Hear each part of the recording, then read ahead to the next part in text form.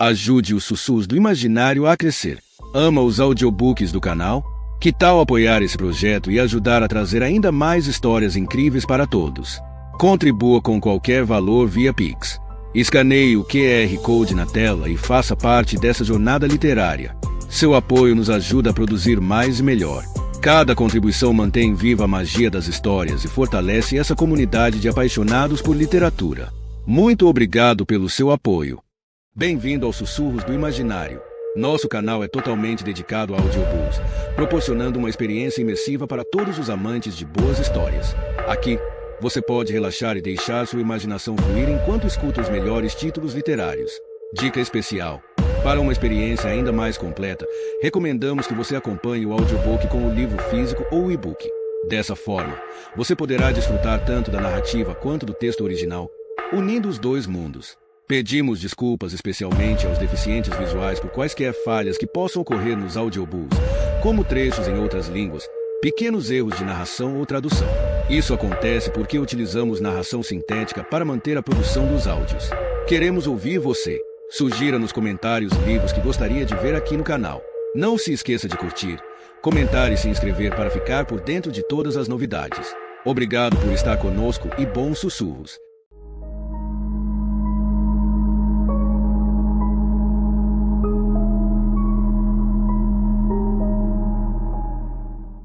Capítulo 9. Me lembro do massacre no Red Phoenix muito bem. Um caso clássico de síndrome de Amok, disse o Dr. Lawrence Zucker, psicólogo criminal, recostando-se na cadeira e olhando para Jane Frost, com o olhar penetrante que sempre fizera a detetive sentir-se inquieta. Apesar de Frost estar sentado ao lado dela, Zucker parecia olhar apenas para Jane, penetrando-lhe a mente, sondando segredos, como se ela fosse objeto único de sua curiosidade. Já sabia, no entanto, segredos demais sobre ela. Havia sido testemunha de sua ascensão meteórica na unidade de homicídios, quando ainda tinha de lutar para ser aceita como única mulher entre 12 detetives. Sabia sobre os pesadelos que a atormentaram após uma série de assassinatos particularmente brutais, cometidos por um assassino intitulado Cirurgião.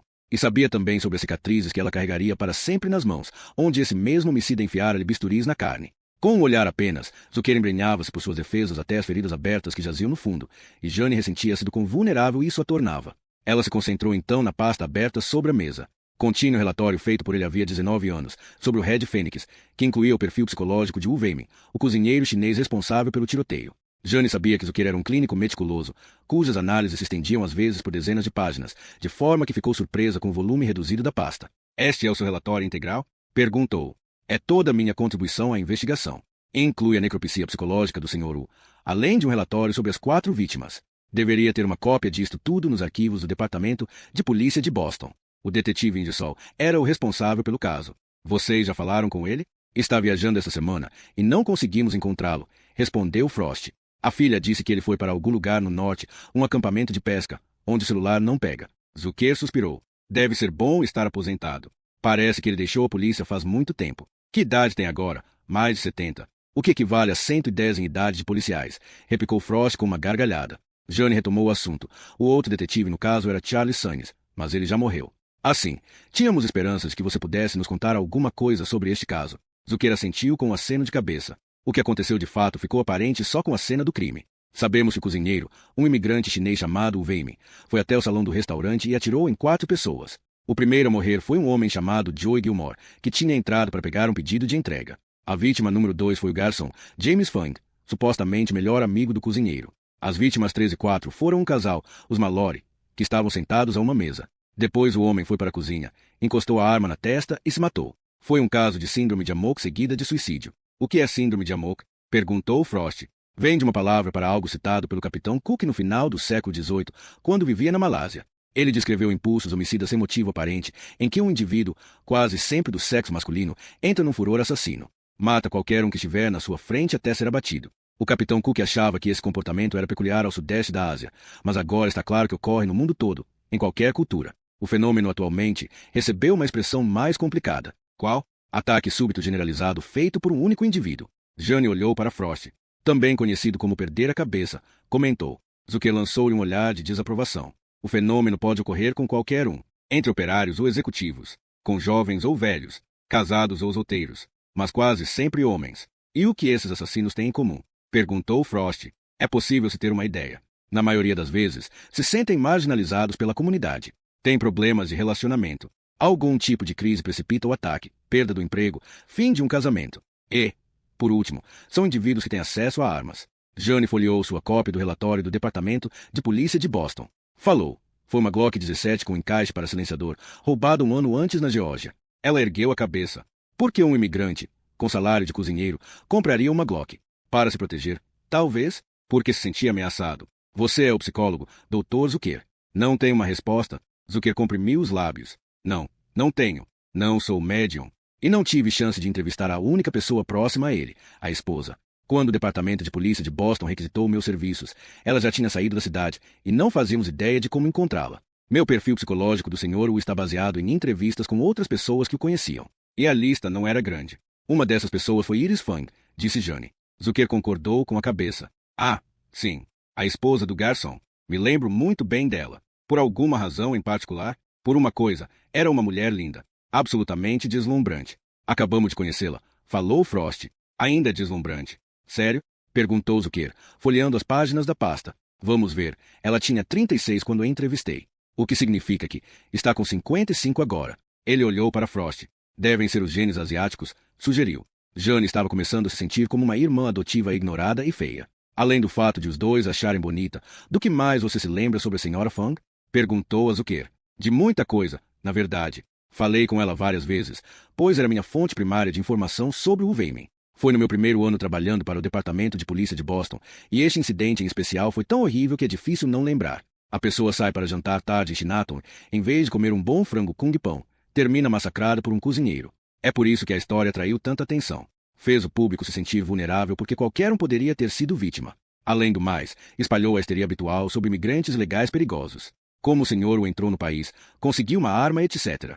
Eu tinha terminado o doutorado havia poucos anos, se já estava dando consultoria num dos casos mais sinistros da época. Ele hesitou. Escolhi mal a palavra. A que conclusão chegou sobre o atirador? Perguntou Frost. Era um tipo lamentável, na verdade. Veio da província de Fujian e conseguiu entrar nos Estados Unidos quando tinha talvez 20 anos. É impossível ter certeza das datas, porque não havia documentação. Toda a informação veio da senhora Fang, que disse que o senhor era um grande amigo do marido, que morreu no tiroteio. Falou Frost. Sim. Mesmo assim, a senhora Fang se recusou a dizer qualquer coisa negativa sobre Wu. Não acreditava que tivesse feito aquilo. Disse que ele era calmo e trabalhador, que tinha muitos motivos para querer viver. Sustentava a esposa e a filha, além de mandar dinheiro para um filho de 7 anos, de um relacionamento anterior. Então havia uma ex-esposa, em outra cidade, mas Wu e a segunda esposa, Li Hua, estavam em Boston fazia anos. Moravam num apartamento bem em cima do restaurante onde ele trabalhava e quase não saíam. Talvez por medo de chamar atenção, porque eram ilegais. A língua também pode ter tornado a vida difícil para eles, pois falavam mandarim e um dialeto local, chamado mínimo, quando a maior parte de Chinatown fala cantonês, completou Frost.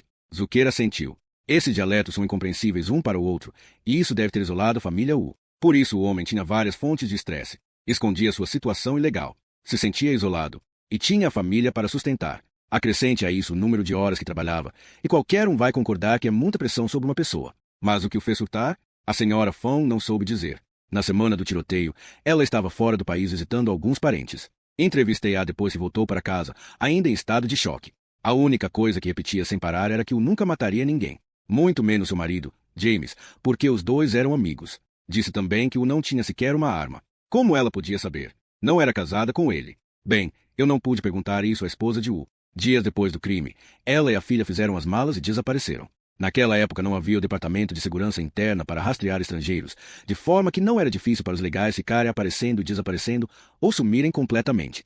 Foi o que a esposa de Wu fez. Sumiu. E nem Iris Fang fazia ideia de para onde tinham ido. Você está se guiando apenas pelo que a senhora Fang relatou. Como sabe se ela estava dizendo a verdade? Perguntou Jane. Talvez eu esteja sendo ingênuo, mas nunca duvidei da sinceridade dela, nenhuma vez. Tem alguma coisa nela, disse Zucker, balançando a cabeça. É uma figura tão trágica. Ainda tenho pena dela. Não sei como alguém consegue sobreviver a tantas perdas. Perdas? Também tinha filha. Jane lembrou-se de repente do que Iris dissera sobre viver sozinha, não ter mais família. A filha morreu? Acho que não coloquei isso no relatório, pois não era relevante para o caso Red Phoenix. Iris e James tinham uma filha de 14 anos, desaparecida 2 anos antes. Jamais se descobriu qualquer pista da garota. Meu Deus! Exclamou Frost. Não fazíamos ideia. Ela não falou nada sobre isso. Não é o tipo de mulher que gosta que os outros sintam pena dela. Mas me lembro de olhar em seus olhos e ver o sofrimento. de um tipo que eu não conseguia sequer imaginar. E, no entanto, ela demonstrava tanta força. Zucker ficou em silêncio um instante, como se emocionado com a lembrança da dor daquela mulher. Era uma dor que Jane não conseguia imaginar. Pensou na própria filha, Regina, de apenas 2 anos e meio, em tentar continuar a viver, ano após ano, sem saber se ela estava viva ou morta. Um tormento desses era capaz de levar uma mulher à loucura. E ainda perder o marido também. No rastro de qualquer tragédia, disse Zucker, há sempre tremores secundários. Mas o que aconteceu depois do Red Fênix vai além da devastação das famílias envolvidas. É como se o massacre tivesse uma maldição ligada a ele. Exigisse mais e mais vítimas. A sala de repente ficou mais fria, a ponto de os pelos do braço de Jane se arrepiarem. O que você quer dizer com maldição? Perguntou ela. Em um mês, uma sequência de desgraças aconteceu. O detetive Sannes morreu de um ataque cardíaco. Um técnico que estava trabalhando na cena do crime morreu num acidente de carro. A esposa do detetive Ingersoll teve um AVC e faleceu logo depois. Para completar, teve a garota que desapareceu. Que garota? Charlotte Dion. Era a filha de 17 anos de Dinah Mallory, uma das vítimas do restaurante. Poucas semanas depois de Dinah ser morta no Red Fênix, Charlotte desapareceu durante um passeio da escola. Nunca foi encontrada. Jane ouviu de repente as batidas do próprio coração, altas como um tambor em seus ouvidos.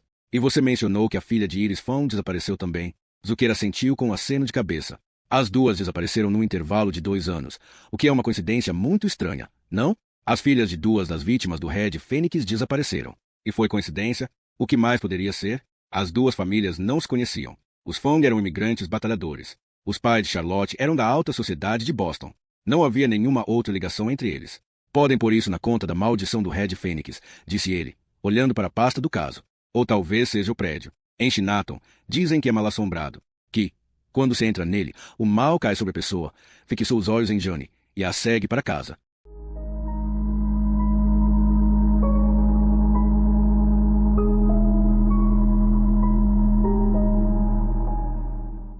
Capítulo 10. Jane não gostava de coincidências. No complexo tecido da vida, elas aconteciam. Era natural, mas Jane sempre se sentirá compelida a examinar o que fazia os fios se entremearem, se era de fato acaso ou um desígnio superior em ação, um padrão que só podia ser percebido quando se rastreavam os fios até sua origem. E, assim, sentada à sua mesa, tentava fazer exatamente isso, rastrear 5 fios disparatados que haviam se cruzado num restaurante de Chinatown 19 anos antes. A pasta do caso Red Fênix não era muito volumosa. Para detetives da unidade de homicídios, um assassinato seguido de suicídio era uma sorte, o tipo de caso que vem embrulhado com um laço de fita, a justiça tendo sido feita pelo próprio culpado, sob a forma de uma bala disparada contra si mesmo. O relatório policial de Sannes e Ingersoll não se concentrava em quem, mas o porquê do crime, e sua análise baseava-se muito no que o Dr. que já havia contado a Jane Frost sobre o Wayman. Ela resolveu, então, voltar-se para as 4 vítimas.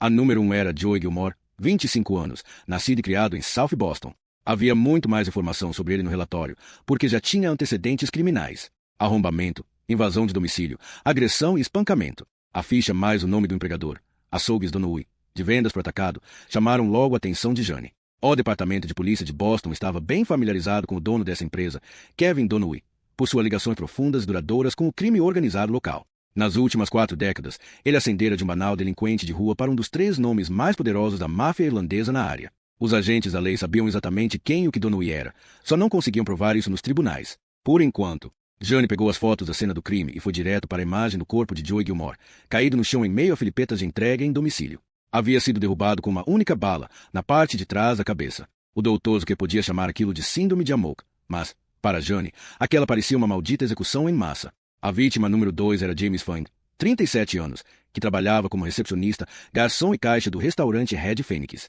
Ele e a esposa, Iris, tinham emigrado de Taiwan 16 anos antes, quando James chegará aos Estados Unidos como aluno de pós-graduação em literatura asiática. O restaurante era apenas um emprego noturno. Durante o dia, dava aulas no programa de aperfeiçoamento pós-horário letivo no Centro Cultural da Chinatown de Boston. Ele e o Wayman eram descritos como bons amigos que trabalhavam juntos no Red Fênix havia 5 anos. Não se sabia de qualquer entendimento entre eles. Jane não encontrou nenhuma menção no relatório à filha dos Fung, Laura, desaparecida 2 anos antes. Talvez Sannes e Ingersoll nem sequer soubessem na tragédia anterior que atingira a família. As vítimas 3 e 4 eram um casal, Arthur e Dinah Mallory, de Brookline, Massachusetts.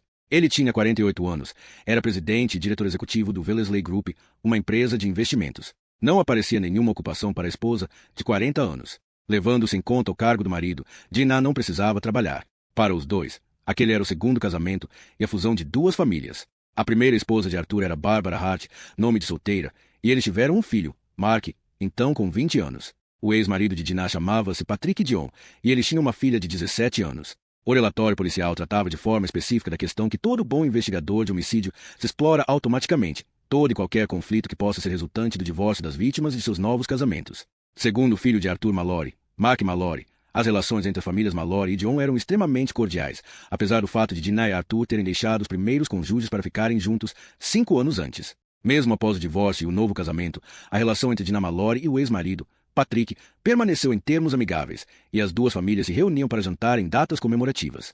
Como era bizarramente civilizado aquilo tudo, pensou Jane. A esposa de Patrick deixa-o por outro homem, e depois todos passam o Natal juntos. Parecia bom demais para ser verdade, mas a informação vinha do próprio filho de Arthur Mallory, Mark, que devia saber. Era a família reconstituída ideal, toda sorrisos e sem conflitos. Ela supôs que fosse possível, mas não conseguia ver aquilo acontecendo na própria família. Tentou imaginar uma reunião dos Rizzoli que incluísse o pai, a mãe, a vagabunda do pai e o novo namorado da mãe, Vince Corsac. Seria definitivamente o prenúncio de um massacre e todas as apostas em relação a quem se manteria de pé seriam uma incógnita. Contudo, os Mallory e os Dion conseguiram de alguma forma fazer com que aquilo funcionasse. Talvez fosse por causa de Charlotte, que tinha apenas 12 anos quando os pais se separaram.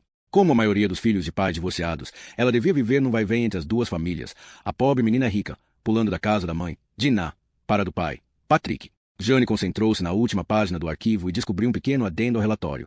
Charlotte Dion, filha de Dinah Mallory, foi declarada desaparecida em 24 de abril, vista pela última vez nas vizinhanças de Faneuil Hall, num passeio escolar. Segundo o detetive Young Buchholz, as evidências apontam para um provável rapto. As investigações continuam.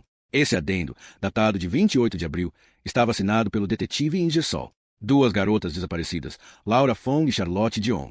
Ambas filhas de vítimas mortas no Red Phoenix, mas nada naquele relatório indicava que o fato fosse mais que uma triste coincidência. Era exatamente como havia dito o Dr. Zucker. Às vezes não há um padrão, nenhum plano, apenas a crueldade cega do destino, que não mantém um cômputo acerca de quem sofreu mais. Você sabe, Rizzoli, era só me perguntar. Ela levantou a cabeça e viu Johnny tão de pé ao lado de sua mesa. Perguntar o quê? Sobre o massacre do Red Phoenix. Acabei de encontrar Frost. Ele me contou que vocês dois estão examinando todos os arquivos. Se tivesse me falado, eu teria contado a você tudo sobre o caso. Como sabe sobre ele? Você devia ter o quê? Uns 8 anos. Quando aconteceu? Sou lotado em Chinatown. De forma que tenho de saber o que se passa lá. Os chineses ainda falam sobre o Red Phoenix. Sabia? É como uma ferida que não cicatriza. E nunca irá cicatrizar, porque está envolta numa grande vergonha. Vergonha? Por quê? O assassino era um dos nossos. E, por nossos, quero dizer todos os chineses, disse ele, apontando para as pastas sobre a mesa. Examinei esse arquivo 2 meses atrás. Falei com Lu Ingersoll. Li os relatórios do legista. Ele deu tapinha na cabeça. A informação está toda aqui. Não sabia que estava a par disso. Ocorreu a você me perguntar? Disse Johnny Tai. Pensei que eu fazia parte da equipe. Ela não gostou do tom acusador em sua voz. Sim, você faz parte da equipe, reconheceu. Vou tentar me lembrar disto. Mas as coisas ficariam muito mais fáceis para todos nós se você se livrasse deste rancor. Só quero estar na linha de frente da caçada. E não ser tratado como um coadjuvante idiota, o que acontece com muita frequência por aqui. Como assim? Supõe-se que o Departamento de Polícia de Boston seja um grande e feliz caldeirão cultural, certo? Disse ele, rindo. Conversa fiada. Por um momento, ela o estudou, tentando ler sua expressão pétrea. De repente, reconheceu-se quando tinha a mesma idade, ansiosa por mostrar seu valor e ressentida, com muita frequência, por ser ignorada. Senta-se aí, Tan, disse. Suspirando, ele puxou a cadeira mais próxima e sentou. Sim?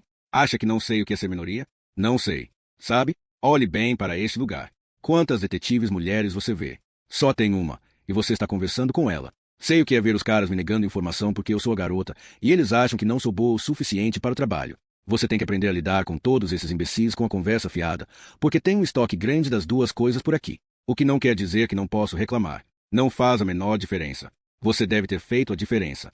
Porque agora eles aceitam você. Ela pensou se isso era verdade. Lembrou-se de sua vida assim que entrará para a unidade que tivera de aguentar risadinhas, piadas sobre absorventes e esnobadas propositais. Sim, as coisas estavam melhores agora, mas a guerra havia sido dura e levara anos. Não é a reclamação que faz a diferença, falou Jane. O negócio é fazer o trabalho melhor que todos. Ela hesitou. Soube que você ficou muito bem classificado no primeiro exame para detetive. Sua aquiescência foi seca. Primeiro lugar, na verdade. E quantos anos você tem? Uns 25? 26. Isso está contra você, sabia? O quê? O fato de ser visto como mais um nerd asiático? Não. O fato de que você ainda é garoto. Ótimo. Mais uma razão para não ser levado a sério. A questão é, Tem uma dezena de motivos para você se sentir em desvantagem. Alguns são reais, outros só existem na sua cabeça. Só aprenda a lidar com isso e faça o seu trabalho. Se você tentar se lembrar que sou da equipe, me deixe fazer uma parte do trabalho chato no caso do Red Fênix, já que estou em dia com ele. Posso dar telefonemas, conversar com as famílias das vítimas. Frost já está planejando entrevistar a senhora Fong outra vez. Então eu converso com as outras famílias. Ela assentiu com um aceno de cabeça. Tudo bem. Agora me conte até onde você foi no caso. Minhas primeiras investigações foram em fevereiro, quando fui lotado para o Distrito A1 e ouvi os moradores de Chinatown conversando sobre o crime. Me lembrava do caso de quando era garoto em Nova York. Você ficou sabendo em Nova York? Se a notícia envolve algum chinês em qualquer parte do país, pode acreditar, a comunidade chinesa inteira comenta. Mesmo em Nova York, falávamos sobre o Red Fênix. Lembro da minha avó me dizendo vergonha que era o assassino ser um de nós. Ela dizia que pegava mal para todos os chineses. Fazia parecer que éramos todos criminosos. Nossa, uma bela espécie de culpa coletiva. Somos especialistas nisso. Vovó tinha ataques quando eu tentava sair de casa com jeans rasgados, porque não queria que as pessoas pensassem que os chineses eram desleixados. Cresci com o peso de representar toda uma raça cada vez que saía pela porta. Então, sim, já tinha um interesse pelo caso do Red Fênix. Assim, quando publicaram aquele anúncio no Boston Globe, fiquei mais interessado ainda. Li o arquivo do caso pela segunda vez. Que anúncio! Saiu no dia 30, no aniversário do crime. Ocupava um quarto de página da seção local. Não vi. O que dizia? Mostrava uma foto do cozinheiro, o Weimin, com a palavra inocente bem grande embaixo. Ele olhou para as mesas da unidade de homicídios. Quando viu o anúncio, quis que fosse verdade. Queria que o Weimin fosse inocente, para que pudéssemos apagar essa mancha negra sobre nós. Você não acha mesmo que ele era inocente? Acha? Tan olhou para ela. Não sei. Saines e Ingersoll nunca duvidaram de que ele era o atirador. Nem o Dr. Kerr. Mas o anúncio me fez pensar. Me perguntar se o departamento de polícia de Boston não teria errado 19 anos atrás. Só porque eu era chinês. Porque as pessoas de Chinatown jamais acreditaram que ele tivesse feito aquilo. Quem pagou pelo anúncio? Você descobriu? Ele fez que sim com a cabeça. Liguei para o Globe. Foi pago por Iris Fang. O celular de Jane tocou. Enquanto pegava-o, processava aquela última informação. Perguntava-se por que, 19 anos depois do acontecimento, Iris pagaria um anúncio em defesa do homem que assassinara seu marido. Olhando para o telefone, viu que a ligação era do laboratório criminal e atendeu. Risoli. Estou examinando aqueles pelos, disse a perita Erin Volcho. Está me dando um trabalho enorme identificar o que são. Foi preciso um instante para Jane concentrar-se no que Erin estava dizendo. Você está se referindo aos pelos na roupa da vítima? Sim. A perícia me mandou 2 ontem. Um tirado da manga da mulher morta e o outro da calça. Os 2 têm cor e morfologia semelhantes, então provavelmente vêm da mesma fonte. Jane sentiu tão observando-a quando perguntou. São pelos de verdade ou sintéticos? Não são manufaturados. São definitivamente orgânicos. Humanos, então? Não tenho certeza.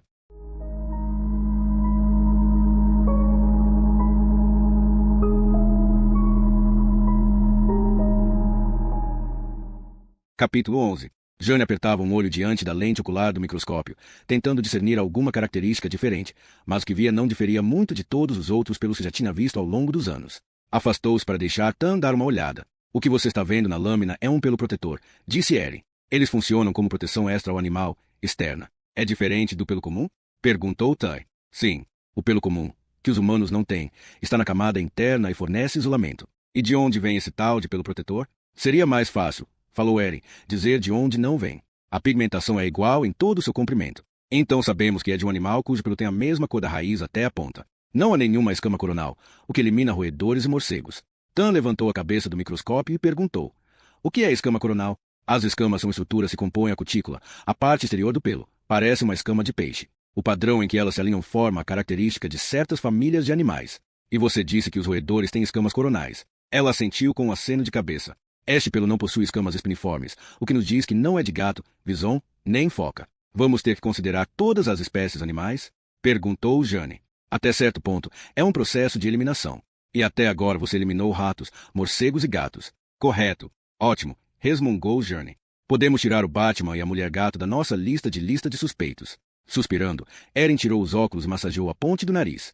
Detetive Risoli, só estou explicando como é difícil identificar um pelo de animal usando apenas um microscópio óptico. Essas pistas morfológicas me ajudam a eliminar alguns grupos de animais, mas esse espécime é diferente de tudo que já encontrei neste laboratório. O que mais você pode eliminar? Perguntou Tai. Se fosse de cervo ou caribu, a raiz teria uma forma de taça e o pelo seria mais grosso. Então não pertence à família dos cervos. A cor depõe contra raccoon ou castor e é grosso demais para ser de coelho ou chinchila. Se me baseasse na forma da raiz, no diâmetro e no padrão das escamas, diria que parece mais com um cabelo humano. Então por que não poderia ser humano? Perguntou Jane. Dá outra olhada no microscópio. Jane inclinou-se para ver pela ocular. No que devo focar? Observe como é reto e não retorcido como um pelo púbico ou da axila. Seria um fio de cabelo da cabeça? Foi o que pensei a princípio, que era um fio de cabelo humano. Agora foque na medula, a parte central. É como um canal que percorre todo o comprimento. Tem alguma coisa muito estranha em relação a esse espécime. Pode ser mais específica. O índice medular é a proporção entre o diâmetro da medula e o do fio. Já analisei incontáveis espécimes humanos e nunca vi uma medula larga assim num fio de cabelo. Nos humanos, o índice normal é de menos de 1/3.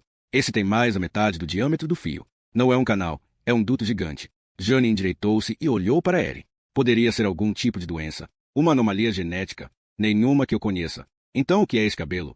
Perguntou Ty. Erin respirou fundo, como se tentasse encontrar a palavra certa. Em quase todos os aspectos, parece humano, mas não é. O riso de espanto de Jane cortou o silêncio. Do que estamos falando? Do pé grande? Acho que é de algum primata não humano. Uma espécie que não estou conseguindo identificar com este microscópio. Não há nenhuma célula epitelial. Então o único DNA para o qual poderíamos olhar seria o mitocondrial. Levaria uma eternidade para obter esse resultado, observou Tan.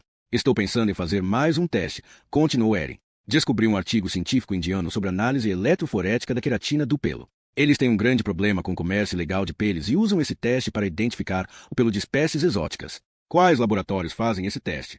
Existem nos Estados Unidos vários laboratórios especializados em animais selvagens com os quais posso entrar em contato. Talvez seja a maneira mais rápida de identificar a espécie, falou Erin, olhando no microscópio. De uma forma ou de outra, vou descobrir o que é essa criatura peluda. Asterisco, asterisco, asterisco, detetive aposentado Ambucols parecia um homem que tinha sustentado uma guerra longa e difícil contra o demônio do álcool e, por fim, sucumbido ao inevitável. Jane encontrou em seu ponto habitual, sentado no bar J.P. Doyle's, olhando para um copo de uísque. Não eram nem 5 da tarde ainda, mas, pela aparência, Bucol já tinha uma boa vantagem inicial para a noite, e, quando se levantou para cumprimentá-la, Jane percebeu o aperto de mão instável e os olhos lacrimejantes. 8 anos de aposentadoria, no entanto, não conseguiam quebrar hábitos antigos, e ele ainda se vestia como detetive, de blazer e camisa social, mesmo que já poída no colarinho. Ainda era cedo para os frequentadores do Doyle's, um dos locais favoritos dos agentes do Departamento de Polícia de Boston. Com um aceno, Bucol conseguiu chamar a atenção do garçom.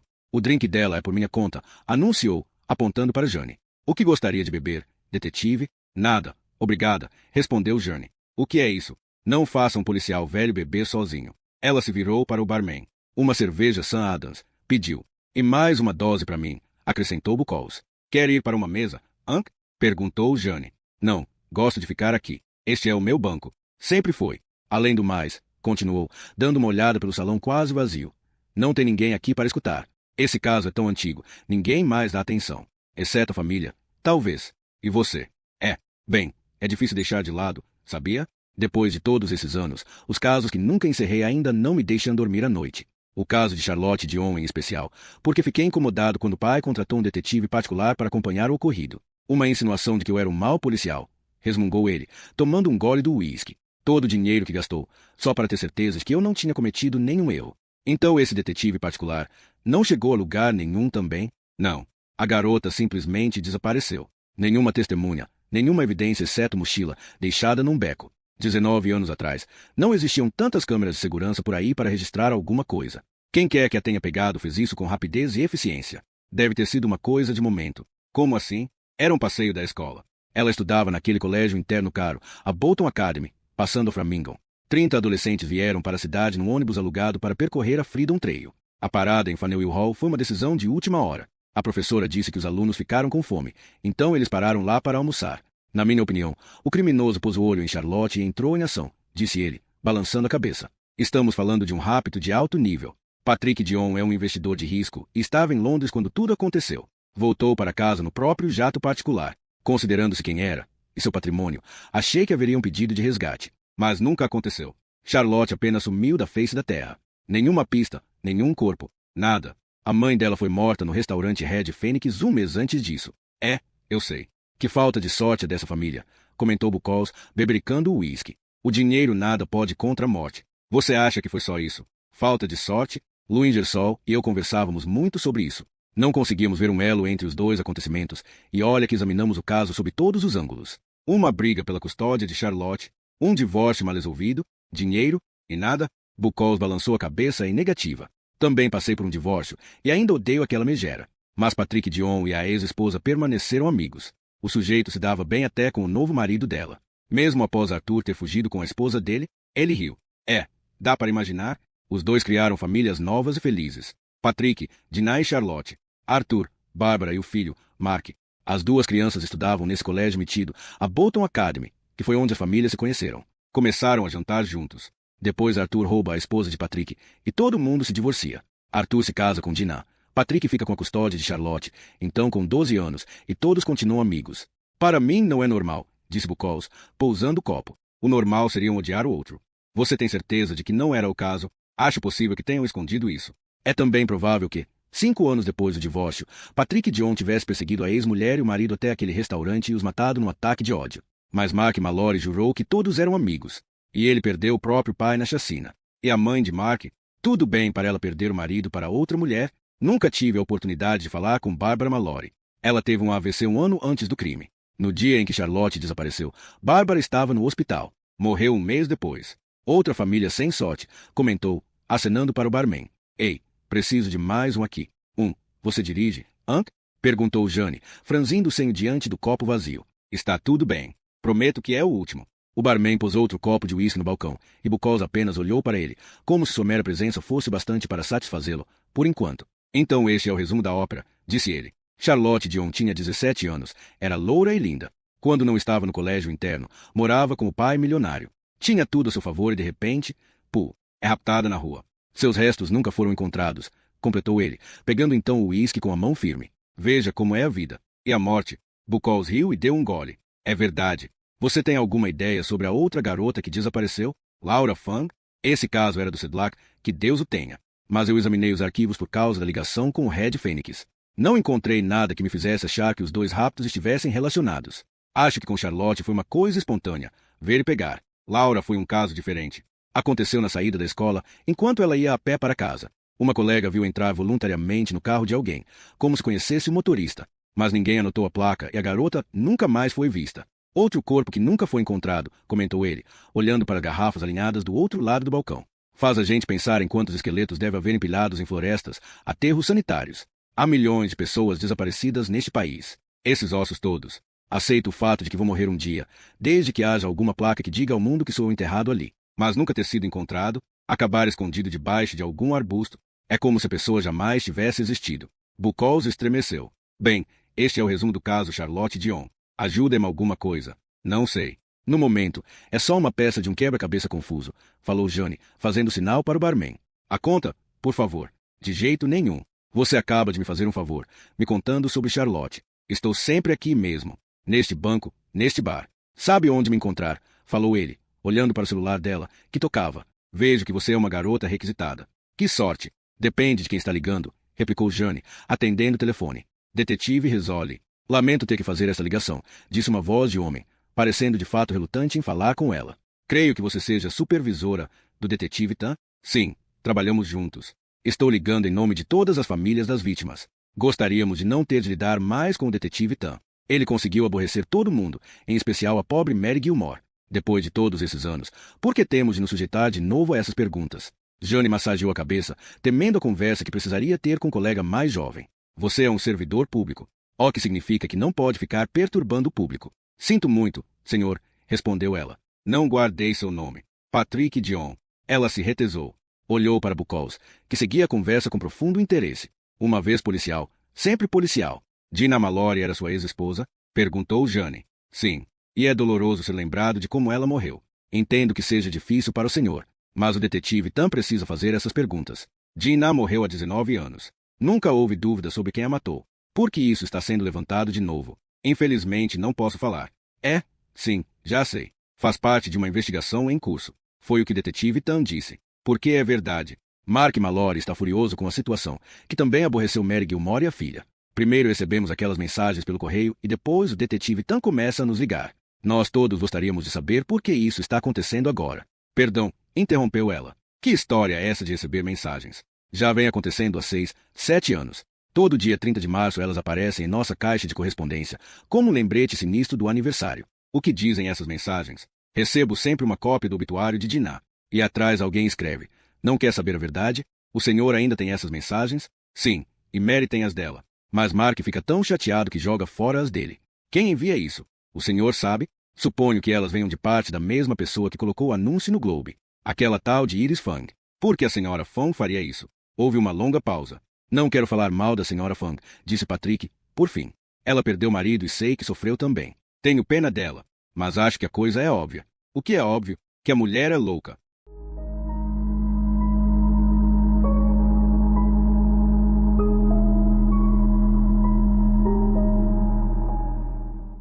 Capítulo 12.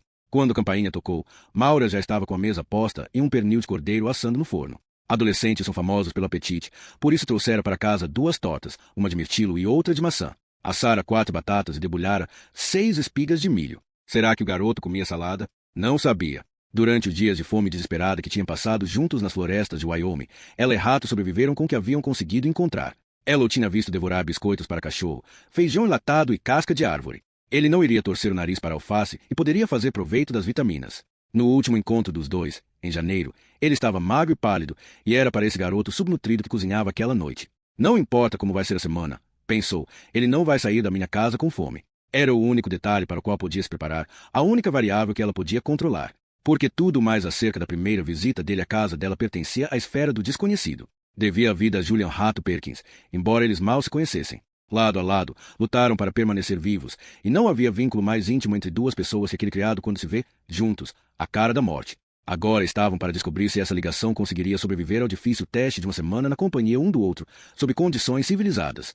Ao som da campainha, ela secou as mãos num pano de prato e atravessou rapidamente o corredor, ciente de que o coração de repente batia com força. Relaxe, ele é só um garoto, pensou enquanto abria a porta da frente.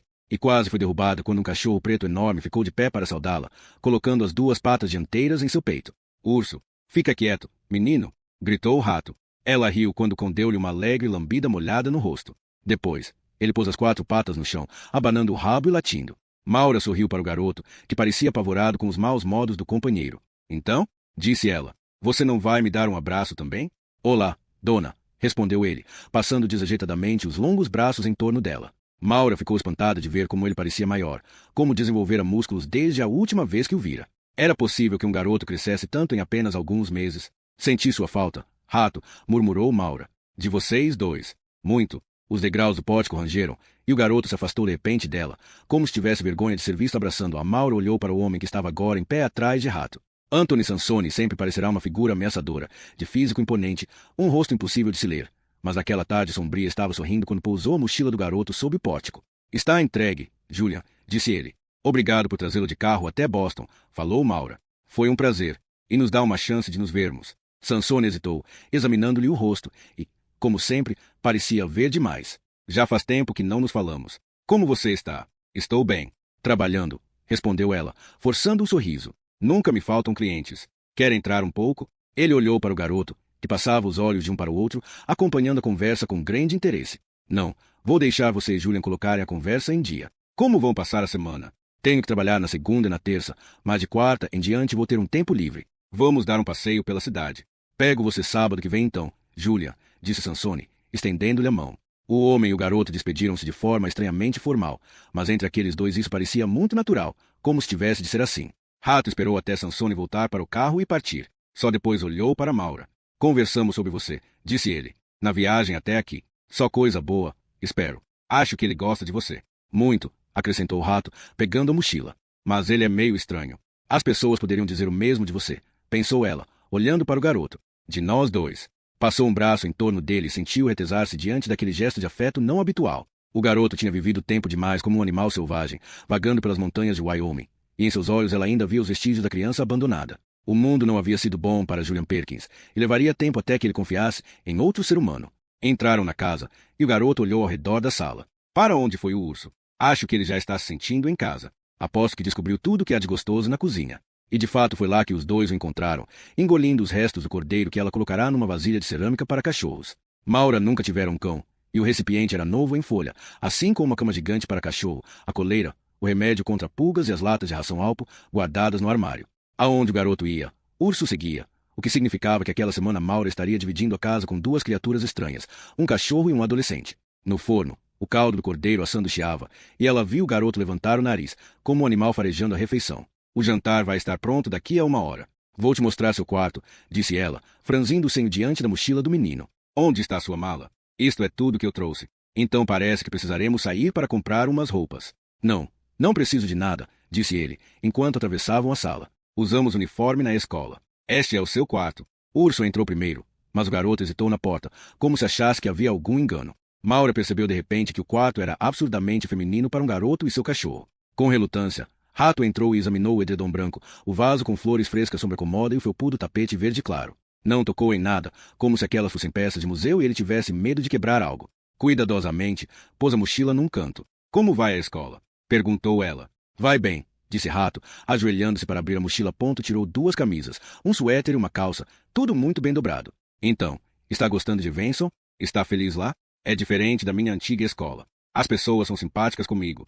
Era uma declaração espontânea, sem autopiedade, e revelava o quão dolorosa sua vida devia ter sido. Maura lera seu dossiê de Wyoming, sabia sobre as brigas no pátio da escola, os sarcasmos que tinha de aguentar por causa das roupas rasgadas e da família dispersa. Várias pessoas, desde assistente social até o psicólogo, haviam alertado de que o garoto estava muito perturbado, que trazê-lo para sua vida podia levar a consequências das quais iria se arrepender. Agora observava esse garoto problemático desfazer a mochila com calma e pendurar ordenadamente as roupas no armário, e pensou, ainda bem que não lhes dei ouvido. A nenhum deles. Fez alguma amizade na escola? Gosta dos outros alunos? Eles parecem muito comigo, respondeu o Rato, abrindo uma gaveta da comoda e colocando as meias e cuecas. Ela sorriu. Você quer dizer que eles são especiais? Não tem pais também. Aquilo era novidade para ela. Quando Sansone Contarelli, que estava oferecendo ao garoto uma bolsa de estudos na escola Evenson, enfatizou as qualidades acadêmicas da instituição, o campus rural, o corpo docente internacional e a excelente biblioteca. Não disse nada sobre ser uma escola para órfãos. Tem certeza?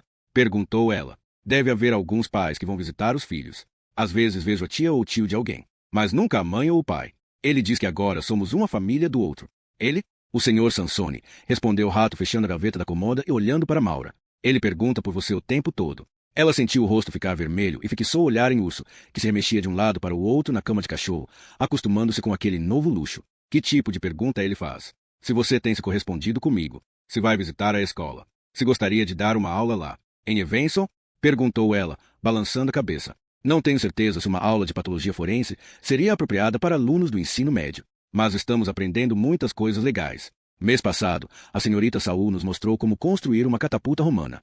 E me deixaram dar uma aula sobre trilha de animais, porque entendo do assunto. Até dissecamos um cavalo. Jura? Ele quebrou a perna e teve que ser sacrificado. Nós abrimos o corpo dele e estudamos seus órgãos. Você não achou isso desagradável? Já preparei um cervo para assar. Sei o que é uma coisa morta. Sim, você sabe, pensou ela. Em Wyoming, Rato tinha visto um homem sangrar até a morte. Maura se perguntou se o garoto às vezes acordava assustado no meio da noite, como ela, sob o peso das lembranças do que lhes ocorrerá nas montanhas. Parecia tão calmo e controlado enquanto colocava os livros da escola sobre a comoda, levava a escova de dentes para o banheiro, com todas as emoções abafadas. Ele parece mais comigo do que eu gostaria de admitir. Na cozinha, seu celular estava tocando. Posso ir lá fora ver o quintal? Perguntou o Rato. Claro, vou atender o telefone. Ela entrou na cozinha e tirou o celular da bolsa. Doutora, Isis, disse. Aqui é o detetive Tan. Me desculpe por ligar no fim de semana. Sem problemas, detetive. Em que posso ajudá-lo? Queria saber se poderia pedir sua opinião sobre o antigo homicídio. Aconteceu há 19 anos, durante um tiroteio num restaurante de Chinatown. Foram 5 vítimas. Na época, foi considerado assassinato seguido de suicídio. Por que está se preocupando com uma coisa que aconteceu há 19 anos? Porque pode estar relacionado à nossa vítima do telhado. Pode ser a razão pela qual ela foi a Chinatown. Parece que estava procurando pessoas que sabiam algo sobre o crime no restaurante. O que você quer que eu faça exatamente? Que analise os relatórios das necropsias daquelas 5 pessoas, em especial do atirador, e nos diga se concorda com as conclusões. O patologista que os redigiu não pertence mais ao departamento forense, então não posso perguntar a ele. Pela janela da cozinha, Maura viu que Rato e o cachorro estavam do lado de fora, dando voltas pelo pátio, como se procurassem uma saída, um escape para o mundo exterior. Era um garoto destinado a viver na natureza. Estou ocupada esta semana, falou ela. Você pode pedir ao Dr. Bristol, mas eu queria realmente que... Prefiro ter a sua opinião, doutora. Isis, sei que diz as coisas como são, doa a quem doer. Confio no seu parecer. Aquilo a espantou, porque não era a opinião vigente entre o pessoal do Departamento de Polícia de Boston nos últimos tempos.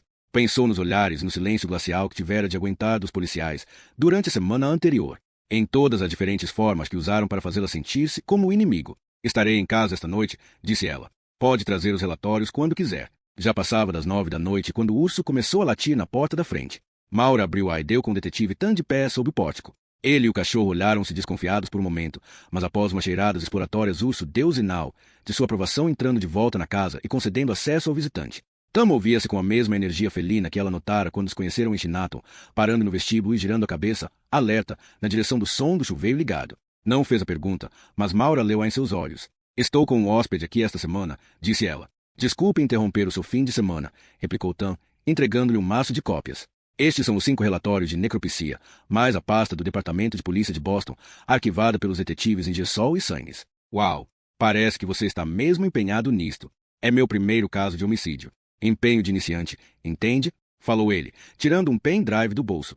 Eles não deixam tirar nenhum original do Instituto Médico Legal, então escaneei as fotos e as radiografias. Sei que é uma quantidade enorme de trabalho, e lamento despejar tudo em cima de você.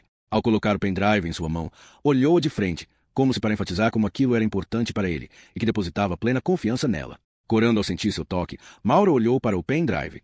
Antes de você ir, me deixe ter certeza de que estes arquivos abrem no meu computador, disse ela. Eles foram até o escritório, e, enquanto ela ligava o laptop, Tam olhou para o cachorro, que o seguirá e agora estava sentado aos pés dele, observando aquele novo visitante. Que raça de cachorro é esta? Perguntou. Não faço ideia. Provavelmente meio pastor, meio lobo ou husky. É do meu hóspede. Você é uma anfitriã muito boa, deixando um hóspede trazer o cachorro. Devo a vida a este cachorro. Por mim, ele pode ficar onde quiser, replicou Maura, inserindo o pendrive no computador. Após um instante, uma série de miniaturas de fotografias apareceu no monitor. Ela clicou na primeira, revelando a imagem sinistra do corpo nu de uma mulher sobre a mesa de necropsia. Parece que abrem sem problemas. Não posso prometer quando vou examiná-las, mas não vai ser antes da semana que vem. Fico muito agradecido, doutora. Isles. Ela endireitou as costas e olhou para ele. Os doutores Bristol e Costa são muito bons patologistas. Pode confiar na opinião deles também. Tem alguma razão para não pedir ajuda a eles? Tan hesitou, virando-se em direção ao som do chuveiro sendo fechado. As orelhas de urso ergueram-se e ele saiu do escritório. Detetive, falou ela. Tan disse com relutância. Acho que sabe o que estão dizendo sobre você. Por causa do julgamento de Wayne Graff e essa história toda. Ela comprimiu os lábios. Tenho certeza de que não é nada de elogioso. Falou. A força policial é unida e não aceita críticas de bom grado. Mesmo quando são verdadeiras, disse ela, com amargura. Foi por isso que vim até você. Porque sei que fala a verdade. Seus olhos se encontraram sem hesitações. No dia em que se conheceram, em Shinaton, Mauro julgara impossível de entender, um homem que poderia gostar ou não dela.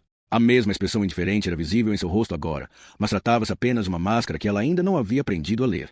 Havia algo naquele homem que Maura não sabia o que era, e perguntou-se se algum dia ele permitiria que alguém tivesse um vislumbre do que existia atrás daquela máscara. O que espera que eu encontre nestes relatórios? Perguntou ela. Contradições, talvez. Coisas que não são lógicas, que não fazem sentido. Por que acha que elas podem existir? Praticamente a partir do momento em que Sainz e Ingersoll chegaram à cena do crime, o caso foi considerado um assassinato seguido de suicídio. Li o relatório que fizeram, e eles não exploraram nenhuma hipótese alternativa. Era muito fácil declarar que se tratava de um imigrante chinês louco atirando em todo mundo num restaurante. E depois em si mesmo. Você acha que não foi um assassinato seguido de suicídio? Não sei. Mas 19 anos depois, a coisa está produzindo uns ecos estranhos. A nossa vítima do telhado tinha 2 endereços no GPS portátil. Um era o da casa do detetive Ingersoll. O outro era o de Iris Fang, a viúva de uma das vítimas do massacre. É óbvio que essa mulher morta estava interessada no caso do Red Fênix. Não sabemos por quê. Eles ouviram o som do cachorro. Maura virou-se e viu o rato parado na porta, de cabelo molhado do banho. Tinha os olhos fixos na foto da necropsia, na tela do computador. Ela minimizou rapidamente o programa e a imagem desagradável desapareceu. Julian, este é o detetive Tan, apresentou ela. E este é meu hóspede, Julian Perkins. Ele estuda numa escola no Maine e veio para cá passar a semana de recesso. Então você é o dono deste cachorro bravo, disse Tan. O garoto continuou a olhar para o monitor, como se ainda pudesse ver a imagem ali exibida. Quem era ela? Perguntou, baixinho. É só um caso sobre o qual estávamos conversando, respondeu Maura. Já vamos terminar. Por que não vai assistir a um pouco de TV? Tan esperou até que pudessem ouvir a televisão ser ligada na sala, e disse, lamento que ele tenha visto aquilo. Não é coisa para um garoto olhar. Examine os arquivos quando tiver tempo. Pode demorar um pouquinho. Imagino que não haja pressa. Seria bom fazer algum progresso no caso da desconhecida. O Red Fênix aconteceu há 19 anos, falou ela, desligando o laptop. Tenho certeza de que pode esperar um pouco mais.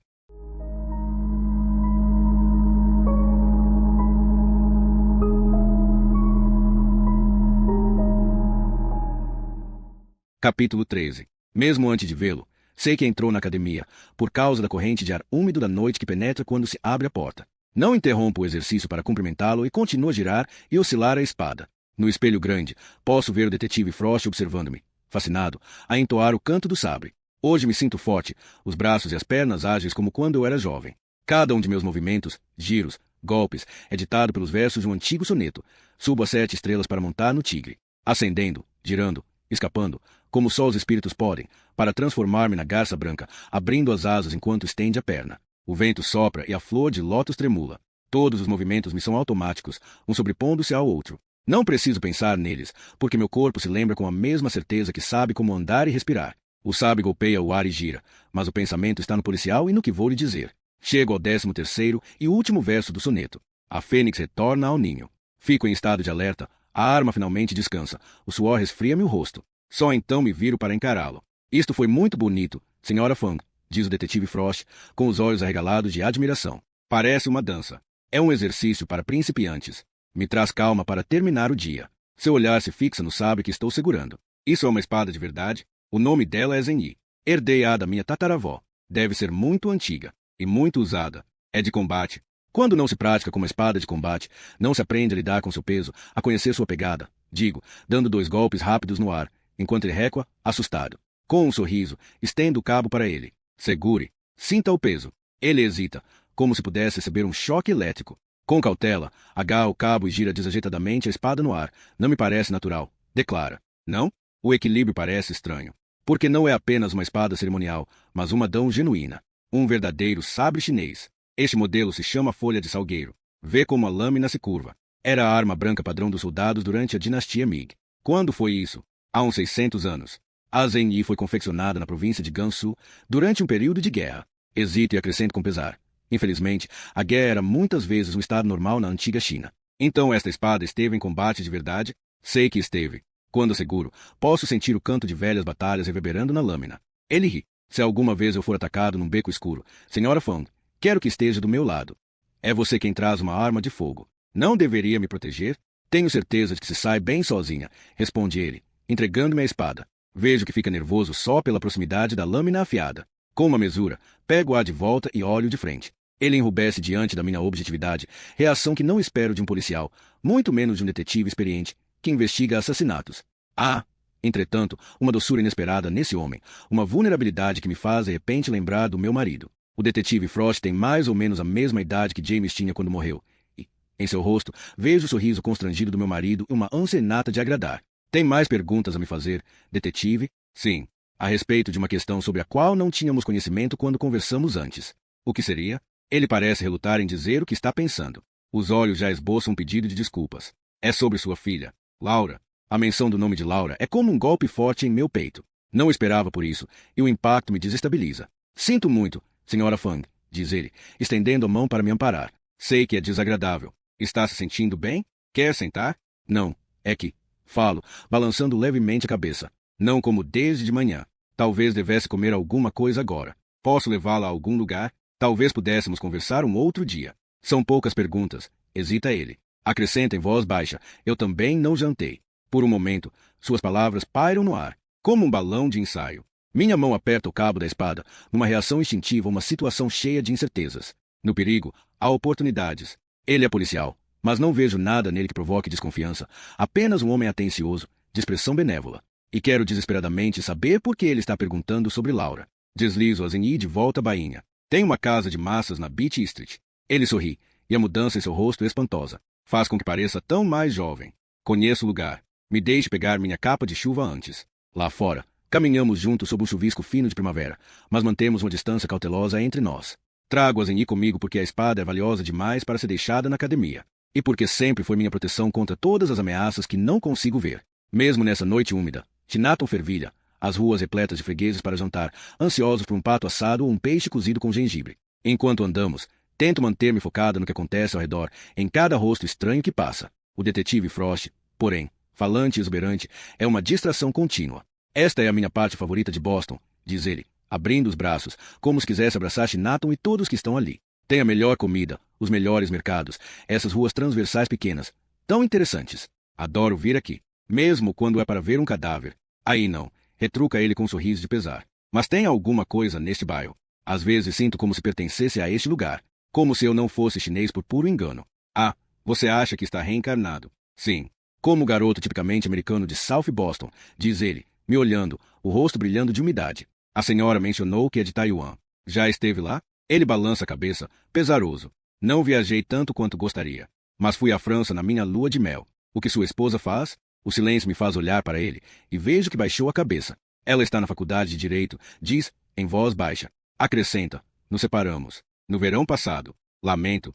Acho que não foi um ano muito bom, comenta, e depois, de repente, parece lembrar-se da pessoa com quem está falando. A mulher que perdeu marido e filha. Não tenho do que reclamar. Na verdade, a solidão não é fácil para ninguém. Mas tenho certeza de que vai encontrar outra pessoa. Ele olha para mim, e vejo dor em seus olhos. E, ainda assim, a senhora nunca se casou de novo. Não. Deve ter havido homens interessados. Como substituir o amor de sua vida? Digo simplesmente, James é meu marido. E vai ser sempre. Ele demora um instante para absorver o que falei. Depois diz, sempre achei que o amor deveria ser assim. E é. Seus olhos têm um brilho que não é natural quando olha para mim. Só para alguns, diz. Chegamos à casa de massas, onde as janelas estão embaçadas pelo vapor. Ele dá um passo à frente para abrir a porta, um gesto cavalheiresco que me parece irônico, já que sou eu quem carrega a espada letal. Lá dentro, o pequeno salão encontra-se repleto, e temos a sorte de pegar a última mesa vaga, encostada a um canto, perto da janela. Penduro a bainha nas costas da cadeira e tiro a capa de chuva. Da cozinha, vêm os aromas tentadores de alho, bolinhos, lembretes dolorosamente saborosos de que não como nada desde o café da manhã. Vejo passar massas recheadas com carne de porco, camarão ou peixe. Na mesa ao lado, ouço o barulho dos pauzinhos batendo nas tigelas, e uma família conversa num cantonês tão alto que soa como uma discussão. Frost parece maravilhado enquanto examina o cardápio. Talvez seja melhor que a senhora peça para nós dois. Tem alguma coisa que você não coma? Como de tudo. Pode se arrepender de ter dito isto. Porque nós, chineses, comemos realmente de tudo. Ele aceita o desafio de bom humor. Me surpreenda. Quando a garçonete traz um prato com tiragosto de medusa fria, pé de galinha e pata de porco em conserva, seus pauzinhos hesitam diante daquela escolha pouco familiar, mas logo morde um pedaço translúcido de cartilagem de porco. Observo seus olhos arregalarem-se, de prazer pela descoberta. Isto é maravilhoso. Nunca tinha provado. Acho que nunca fui muito aventureiro, confessa, enquanto limpa os lábios, brilhantes de óleo de chile. Mas estou tentando mudar isso.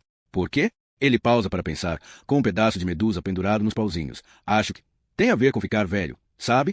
Perceber que experimentei tão poucas coisas. E que já não há muito tempo para fazer isso. Ficar velho.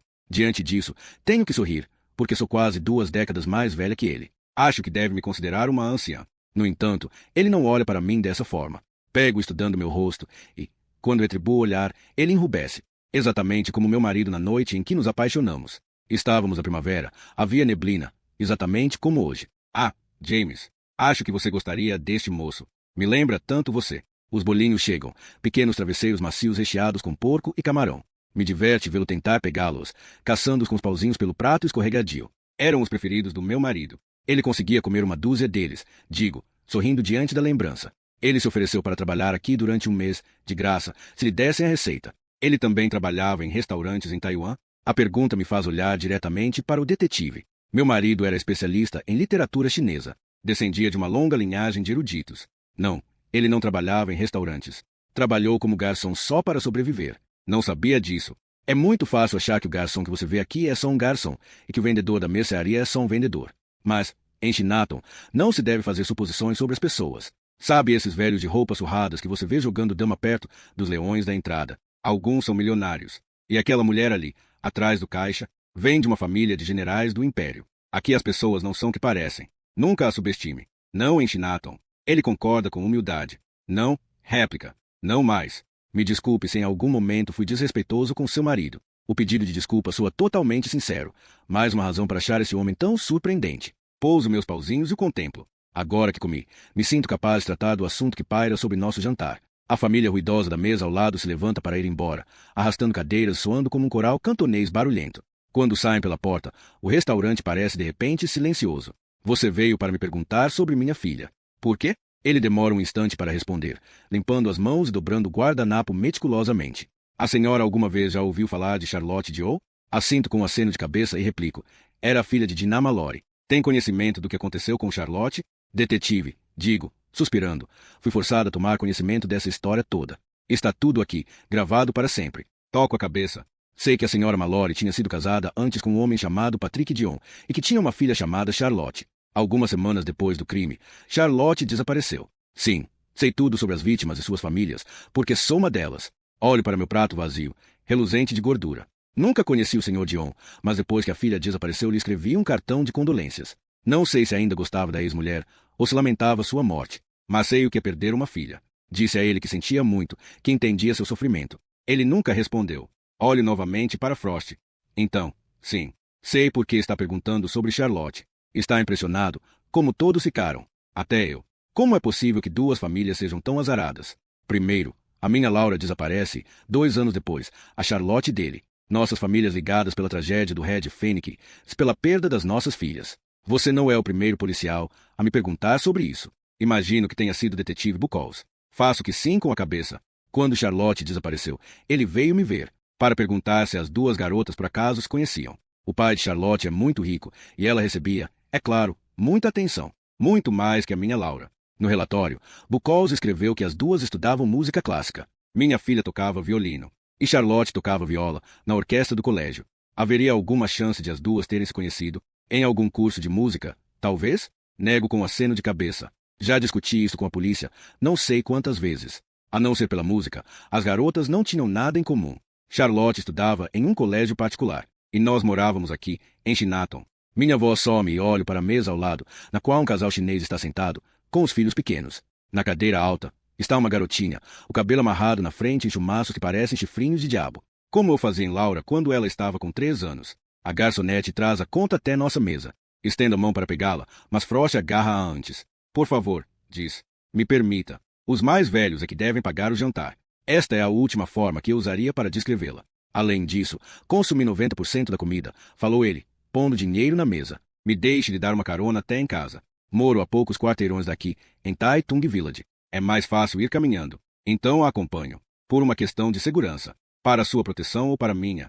Pergunto, enquanto pego a espada, que estava pendurada na cadeira. Ele olha para Zhen Yi e sorri. Esqueci que a senhora está armada e é perigosa. Então não há necessidade de me levar em casa. Por favor, vou me sentir melhor. Ainda está chuviscando quando saímos. Depois do calor vaporoso do restaurante, é um alívio respirar ar puro. A neblina cintila no cabelo do detetive e embaça sua pele. Apesar do frio, sinto um calor inesperado nas faces. Ele pagou o jantar e agora insiste em me levar em casa. Já faz muito tempo que um homem não era tão solícito comigo, e não sei se me sinto lisonjeada ou irritada por ele me considerar tão vulnerável. Caminhamos em direção ao sul da Tyler Street, até o antigo enclave da Tai Tung Village, onde Chinatown é mais calma e vazia. Não há turistas aqui, apenas prédios velhos que abrigam lojas empoeiradas no andar térreo, todas barricadas a essa hora por trás de portas fechadas. Enquanto estávamos no restaurante feericamente iluminado, eu podia baixar a guarda. Agora me sinto exposta, mesmo com um detetive armado ao meu lado. As luzes se enfraquecem atrás de nós e as sombras se adensam. Ouço as batidas do meu coração e o som do ar que entra e sai dos meus pulmões. O canto do sabre toca na minha cabeça, palavras que me acalmam e me preparam para o que vier. O dragão verde sai da água. O vento balança as flores. Nuvens brancas passam no céu. O tigre negro percorre a montanha. Minha mão vai até o cabo da espada, onde descansa em prontidão. Passamos por sombra, luz e sombra outra vez. Meus sentidos se aguçam. A própria noite parece estremecer. Bata na grama para procurar a serpente à esquerda. Bata na grama para procurar a serpente à direita. A escuridão parece viva. Há movimento em todo lugar. Um rato corre pelo beco. Água pinga de uma calha. Vejo e ouço tudo. O homem a meu lado está distraído, achando que sua presença me faz sentir segura. Não lhe ocorre que seja o contrário. Viramos na Hudson Street e chegamos à minha modesta casa geminada, que tem sua própria entrada no térreo. Enquanto tiro a chave, ele fica sob a luz amarelada do pórtico, onde insetos voam e batem na lâmpada. É cavalheiro dos pés à cabeça, esperando que eu entre em segurança. Obrigada pelo jantar e pela escolta armada, digo com um sorriso. Ainda não sabemos do que se trata. Portanto, tenha cuidado. Boa noite, falo, inserindo a chave na fechadura, e, de repente, fico imóvel. É minha respiração brusca que o alerta. O que foi? Não está trancada. Sussurro. Vejo que a porta está encostada. Zhen Yi já está fora da bainha, na minha mão. Nem me lembro de tê-la tirado. Meu coração martela enquanto empurro a porta com o pé. Ela se abre por completo e vejo apenas escuridão pela frente. Dou um passo adiante, mas o detetive Frost me puxa de volta. Espera aqui, ordena ele, sacando a arma, entrando e acendendo a luz. Da porta, vejo movendo-se por minha modesta casa, passando pelo sofá marrom, pela poltrona listrada que James e eu compramos havia tantos anos, logo que chegamos de Taiwan. Móveis que nunca tive coragem de trocar, porque meu marido e minha filha haviam se sentado neles. Mesmo na mobília, os espíritos dos entes queridos permanecem. Enquanto Frost se dirige à cozinha, caminho até o meio da sala e permaneço imóvel, inalando o ar, vasculhando o aposento. Meu olhar se detém na estante. No porta-retratos vazio. Sinto um arrepio de medo. Alguém esteve aqui. Da cozinha, Frost pergunta. Está tudo em ordem? Não respondo e vou em direção à escada. Iris, espere, diz ele. No entanto, já estou subindo os degraus, movendo-me silenciosamente. Meu coração está disparado, enviando sangue para membros e músculos. Seguro a espada com ambas as mãos, enquanto sigo até a porta do meu quarto. Dispersa as nuvens e vê o sol. Aspiro o ar e logo sinto que um intruso esteve lá, deixando seu cheiro de agressão. Há um odor desagradável. Durante algumas batidas do coração, não consigo me forçar a avançar e encontrar o inimigo. Ouço o detetive Frost subir a escada correndo. Ele me dá cobertura, mas o que me aterroriza é o que está à frente. Use as 7 estrelas para montar no tigre. Atravesso a soleira exatamente quando Frost acende a luz. O quarto surge de repente, de uma forma chocante. A fotografia desaparecida está sob meu travesseiro, presa pela lâmina de uma faca. Só quando ouço Frost apertando as teclas do seu celular, me viro para ele. O que está fazendo? Pergunto, ligando para minha parceira. Ela precisa saber disto. Não ligue, por favor. Vocês não sabem nada sobre isto. Ele me olha de repente com uma intensidade que me faz perceber que o subestimei. E você sabe?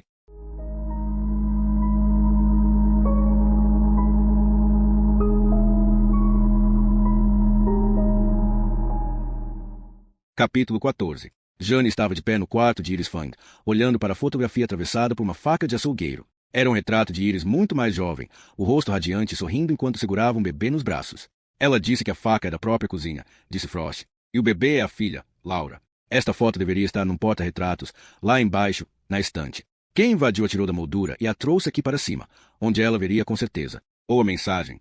Enfiar uma faca no travesseiro não é desejar bons sonhos, com certeza. O que será isso? Ela não sabe, respondeu Frost, baixando a voz, para que Iris não ouvisse lá de baixo. Pelo menos, é o que diz. Acha que não está sendo sincera conosco? Não sei. O fato é que... O quê? Frost baixou ainda mais a voz. Ela não queria que eu ligasse para você. Na verdade, me pediu para esquecer a coisa toda. Isso não faz sentido para mim. Nem para mim, pensou Jane, franzindo o senho diante da faca, que tinha sido enfiada até o cabo, pressionando o retrato contra a fronha. Era um ato de puro ódio, com a intenção de aterrorizar. Qualquer um estaria gritando por proteção policial. Ela insiste que não precisa. Diz que não está com medo. Você tem certeza de que alguém esteve realmente aqui? Sugeriu Jane. O que você está querendo dizer? Que ela mesma pode ter feito isto, pegando uma faca da própria cozinha. Por que faria isto? Explicaria o porquê de não estar assustada. Mas a coisa não foi assim. Como é que você sabe? Porque eu estava aqui quando ela encontrou a cena. Jane virou-se para ele. Você veio até o quarto dela. Não me olhe assim. Acompanhei-a até em casa. Só isso. Notamos que a porta da frente estava aberta, aí entrei para verificar. Ok. Foi só isso. Por que parece tão culpado então?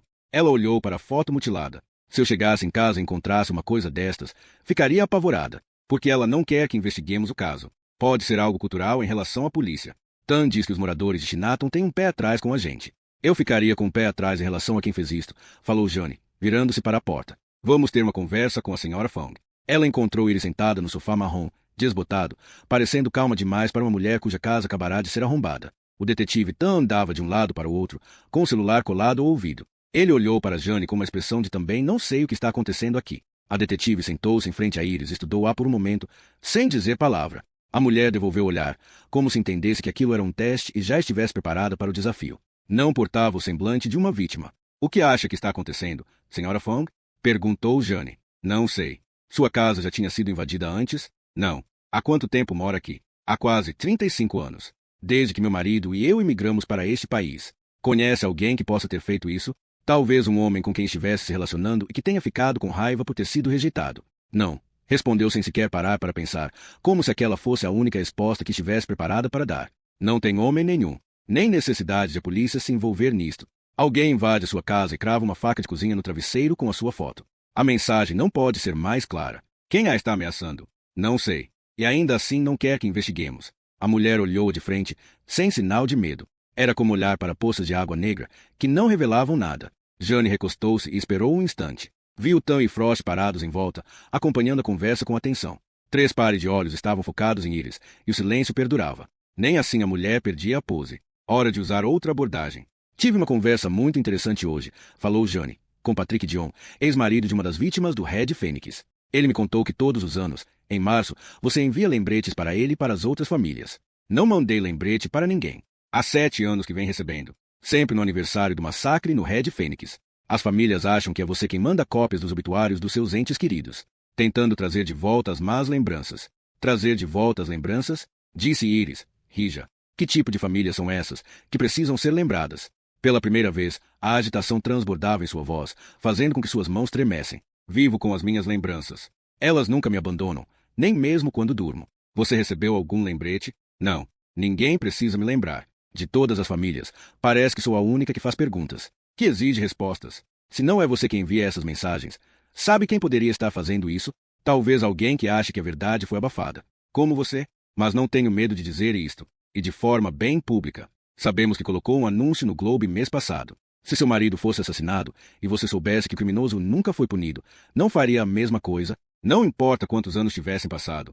Durante o momento, as duas mulheres se encararam.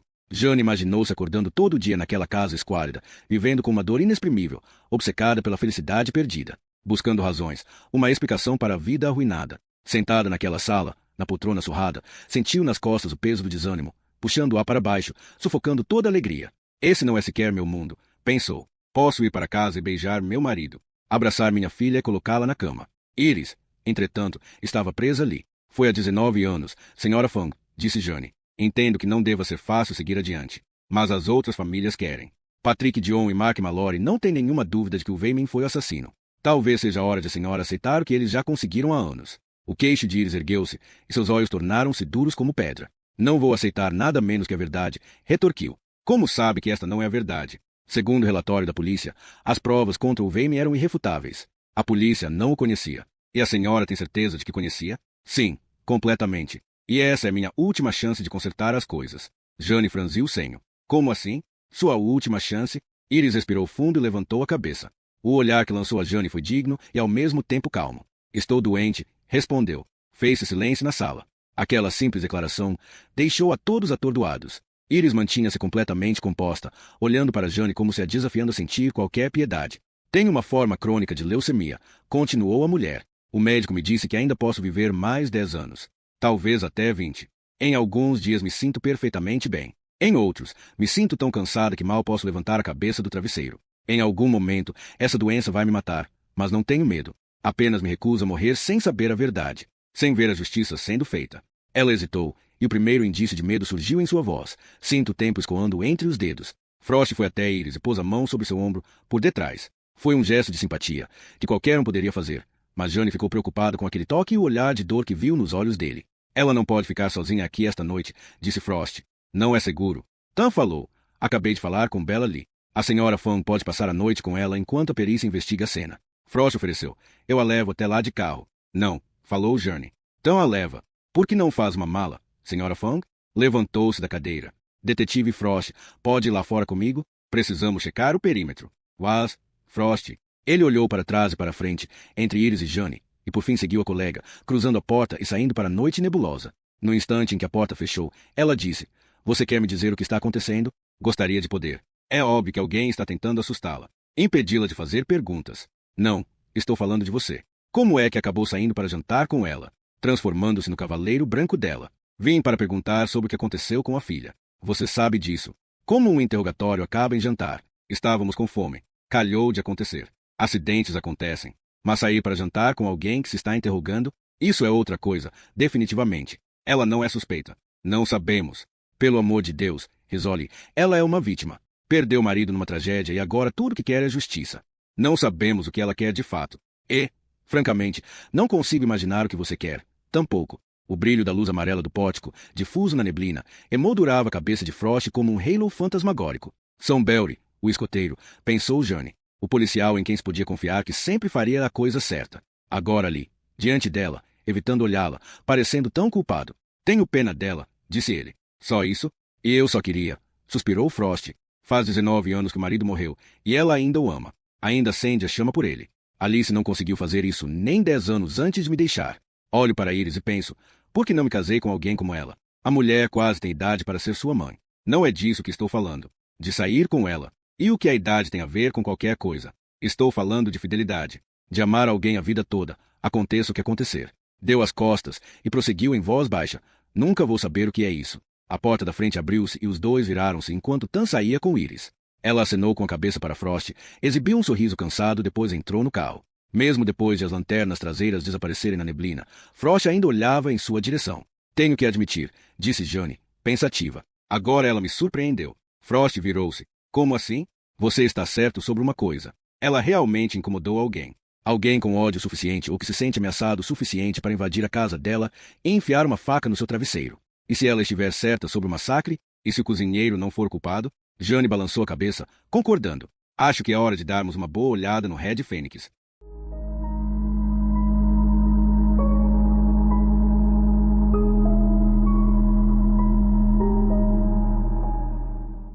Capítulo 15. Oculta por trás de altas sebes, a propriedade de Patrick Dion, em Brooklyn, era um jardim do Éden particular, com bosques gramados, onde aleias serpenteavam por entre zonas de sombra e canteiros de flores ensolarados. O portão de ferro da entrada encontrava-se aberto, e, quando Jane e Frost seguiram de carro, vislumbraram a residência através de uma linha de fantasmagóricas bétulas brancas. Era uma imensa construção colonial, assentada sobre uma elevação, com vista para o espaçoso terreno de Dion. O que afinal de contas é um investidor de risco? Perguntou Frost, quando passavam por uma quadra de tênis cercada de bosques frondosos. Escuto essa palavra o tempo todo. Acho que eles usam dinheiro para ganhar dinheiro, respondeu Jane. Mas como é que se ganha o dinheiro para começar? Dos amigos que tem. Tem que fazer novos amigos. Então, ela parou no local reservado aos automóveis, onde havia 2 carros estacionados, e contemplou a mansão. Mas pense bem. Você tem todo esse dinheiro, esta casa linda. Depois sua mulher troca você por outro homem. E sua filha é raptada na rua. Prefiro ser pobre. Jane olhou para ele.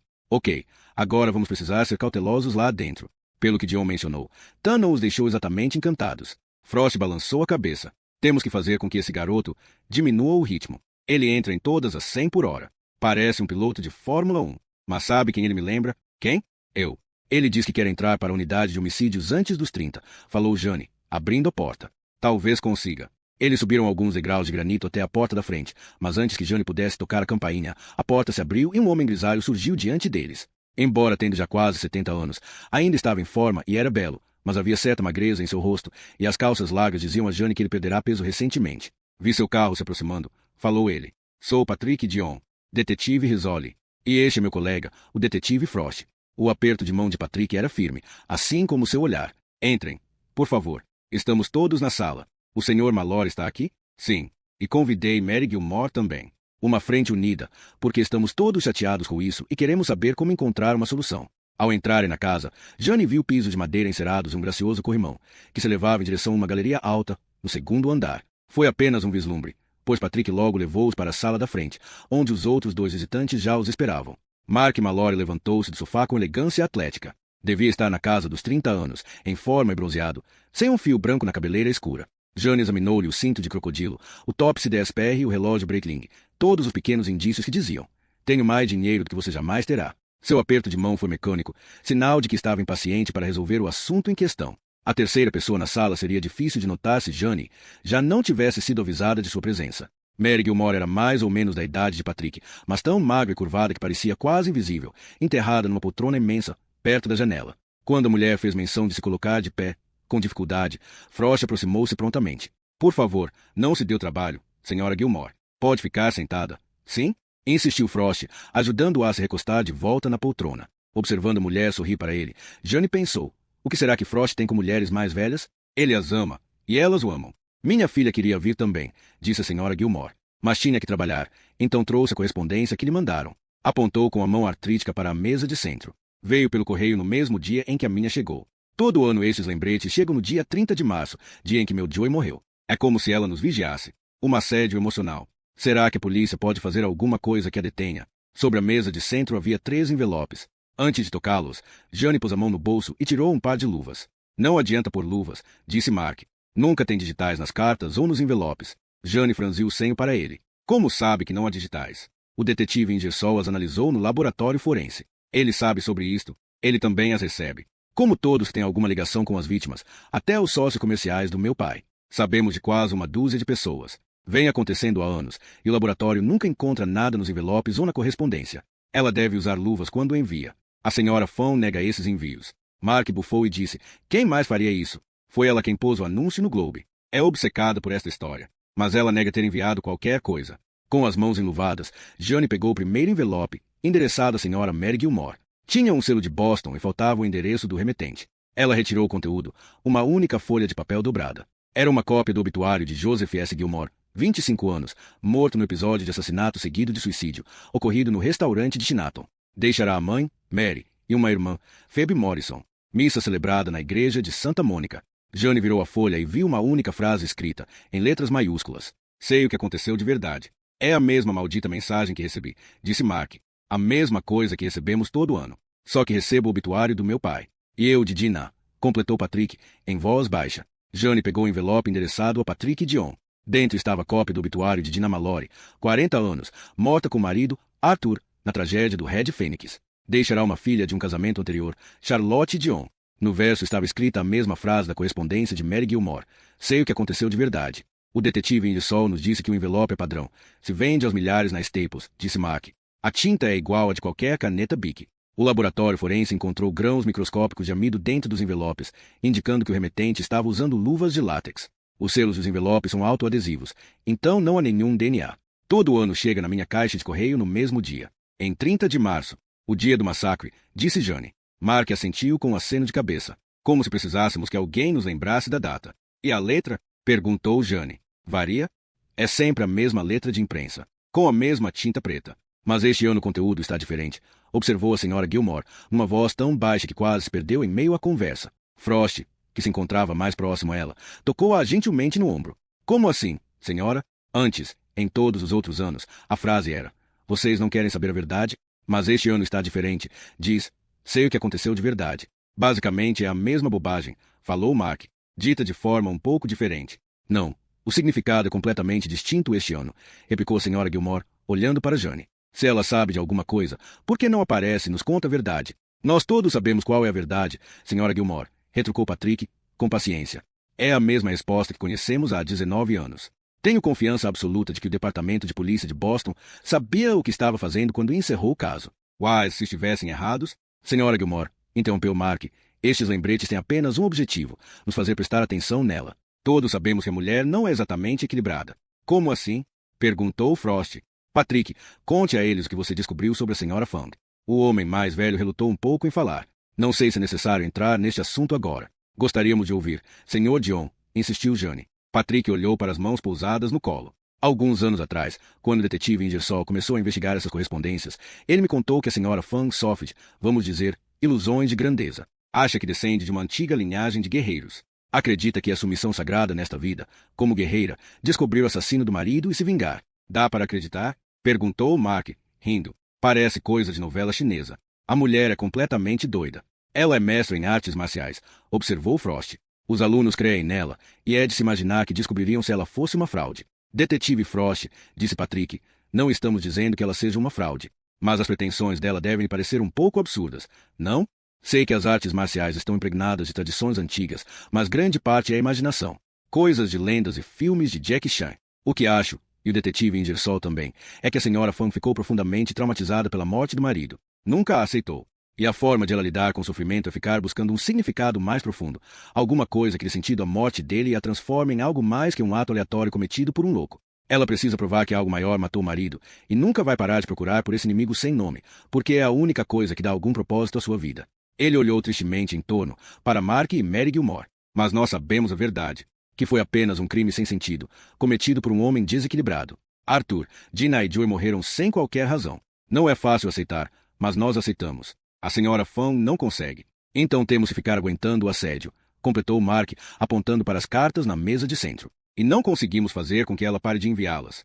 Mas não há provas de que é ela quem manda estas cartas, contrapôs Frost. Bem, nós sabemos que é ela quem está por trás disto, disse Mark, tirando do bolso um recorte dobrado do Boston Globe. Era o anúncio de um quarto de página que o detetive Tan já tinha descrito a Jane, um retângulo simples, emoldurado em preto. Sob a palavra inocente, havia uma foto do cozinheiro do Red Phoenix, o Veyman, sorrindo. Embaixo estavam a data do massacre e uma única frase: a verdade nunca foi dita. Com este anúncio, a coisa ficou muito pior, continuou Mark. Ela conseguiu que a cidade inteira prestasse atenção às suas ilusões. Onde isso vai parar? E quando? Algum de vocês já falou com a senhora Fung sobre o assunto? Perguntou Jane, olhando em volta, e seu olhar parou em Mark Mallory. Ele bufou. Por mim, não perco meu tempo conversando com ela. Então você nunca foi à casa dela? Não tentou confrontá-la? Por que está perguntando isto para mim? O senhor parece o mais irritado com a história, observou Jane. Estaria Mark, porém, irritado bastante para invadir a casa de Iris, cravar uma mensagem em seu travesseiro. Ela não o conhecia suficientemente bem para ter uma ideia do que era capaz. Olha, estamos todos chateados, disse Patrick, embora sua voz soasse mais cansada que outra coisa. Mas sabemos também que não seria sensato estabelecer qualquer contato com essa mulher. Liguei para o detetive Ingersoll na semana passada, achando que ele poderia intervir em nosso nome. Mas ele não retornou a ligação ainda. O detetive está fora da cidade esta semana, informou Jane, juntando as correspondências e colocando-as em envelopes de evidências. Vamos falar com ele sobre isto quando retornar. Nesse meio tempo, me avisem, por favor, se receberem mais alguma coisa deste tipo. E nós apreciaríamos se vocês nos mantivessem informados, replicou Patrick. Mais uma vez, ela apertou a mão de todos. De novo, o aperto de Mark foi como uma dispensa brusca, como se já tivesse chegado à conclusão de que a polícia era inútil para ele. A mão de Patrick, contudo, demorou na sua, e ele os levou até a porta. Era óbvio que relutava em deixá-los ir. Podem me ligar a qualquer hora, disse. Sobre este assunto, houve uma hesitação, e uma sombra pareceu passar sobre seus olhos. Qualquer outra coisa. Lamentamos que isso tenha sido mencionado novamente. Senhor John, replicou Jane. Posso ver que é difícil para o senhor. Em especial porque está tão ligado ao outro acontecimento, falou ele, hesitando de novo, os ombros caídos. Imagino que saiba sobre minha filha. Jane fez um sim com a cabeça. Conversei com o detetive Bucol sobre Charlotte. Apenas a menção ao nome da filha fez seu rosto contrair-se de dor. A morte de Dinah foi difícil. Mas nada se compara a perder uma filha. Minha única filha. Estas cartas e o anúncio no jornal trazem tudo de volta. Isso é o que mais dói, detetive. É por isso que quero que acabe. Vou fazer o possível, Sr. John. Embora já tivessem apertado as mãos, ele segurou a sua outra vez, uma despedida que deixou Jane deprimida e quieta, enquanto ela e Frost caminhavam até o carro. Ela destravou as portas, mas não entrou de imediato. Contemplou o gramado, as árvores, as aleias que levavam até as sombras mais pronunciadas da tarde. Pensou, ele é dono disso tudo, ainda assim, não tem nada, e é possível ver isso em seu rosto. Na boca curvada para baixo, no encovado dos olhos. 19 anos depois, o fantasma da filha ainda o atormentava, como aconteceria com qualquer pai. Ter um filho significava que o coração está sempre à mercê do mundo. Detetives? Jane virou-se e viu a senhora Gilmore, descendo os degraus do pórtico. Ela caminhou até eles com séria determinação, a coluna inclinada para a frente, numa curvatura de rainha mãe. Tenho que dizer isso antes de vocês irem embora. Sei que Patrick e Mark estão convencidos de que o assunto foi resolvido, de que não há dúvida sobre o que aconteceu no restaurante. Mas, se estiverem errados, e se realmente não soubermos a verdade, então a senhora tem dúvidas, falou Jane. A boca da mulher fechou-se numa linha dura. Vou admitir. Meu filho, Joey, não era nenhum santo. Eu o criei para ser um bom garoto, e tentei, de verdade. Mas havia muitas tentações, e é fácil se associar às pessoas erradas, disse a mulher, olhando duro para Jane. Você provavelmente sabe que Joey se meteu em encrenca. Sei que trabalhava para Kevin Donoway. A menção do nome, a senhora Gilmore não se conteve. Salafrário. Toda a família Donoway é. Mas o meu Joey admirava o poder e gostava de dinheiro fácil. Achava que seria Donoway quem lhe mostraria o caminho. Quando se deu conta de em que estava envolvido, não conseguiu mais sair. Donoway não deixava. A senhora acha que ele mandou matar seu filho? É o que me pergunto desde o início. Não há nenhuma evidência disso, senhora Gilmore. A mulher tossiu forte, com os brônquios. Você acha que Donoway não conseguiria subornar os policiais? Ele podia influenciar qualquer investigação. Esta é uma acusação séria. Sou uma garota do sul. Sei o que se passa nesta cidade e o que o dinheiro pode comprar, falou apertando os olhos, fixos em Jane. Tenho certeza de que você também, detetive. A acusação implícita fez Jane retesar-se. Vou dar às suas preocupações a atenção que merecem, senhora Gilmore, respondeu, com calma, entrando no carro. Enquanto ela e Frost afastavam-se, viu a mulher pelo espelho retrovisor, ainda de pé, no lado de fora, os olhos fixos neles. Essa, rosnou Jane, não é uma senhora boazinha. Frost deu uma risada incrédula. Foi impressão minha ou ela nos acusou de receber suborno? Foi exatamente o que fez. Parecia tão meiga. Para você, todas elas são meigas. Nunca encontrou uma de quem não gostasse, ou que não gostasse de você. O celular de Frost tocou. Enquanto o colega atendia, Jane pensou na facilidade com que ele conseguia encantar senhoras de idade. Parecia ter feito progressos com Iris Fang, que ainda era jovem o bastante para ser bonita e impressionante. Lembrou-se do que Patrick dissera sobre ela. Profundamente traumatizada, ilusões de grandeza, acredita descender de guerreiros. Iris poderia ser uma pessoa iludida, mas alguém de verdade tinha invadido sua casa e enfiado uma faca em seu travesseiro. Com quem você foi mexer? Iris? Frost suspirou ao desligar o celular. Acho que nosso dia ainda não terminou. Quem era? O corretor do prédio da Knapp Street. Estive tentando falar com ele o dia todo. Falou que está saindo da cidade esta noite, mas se quisermos ver o prédio nos encontra em 1 hora. Isso quer dizer que estamos voltando para Chinatown? Frost fez que sim com a cabeça. De volta a Chinatown, respondeu.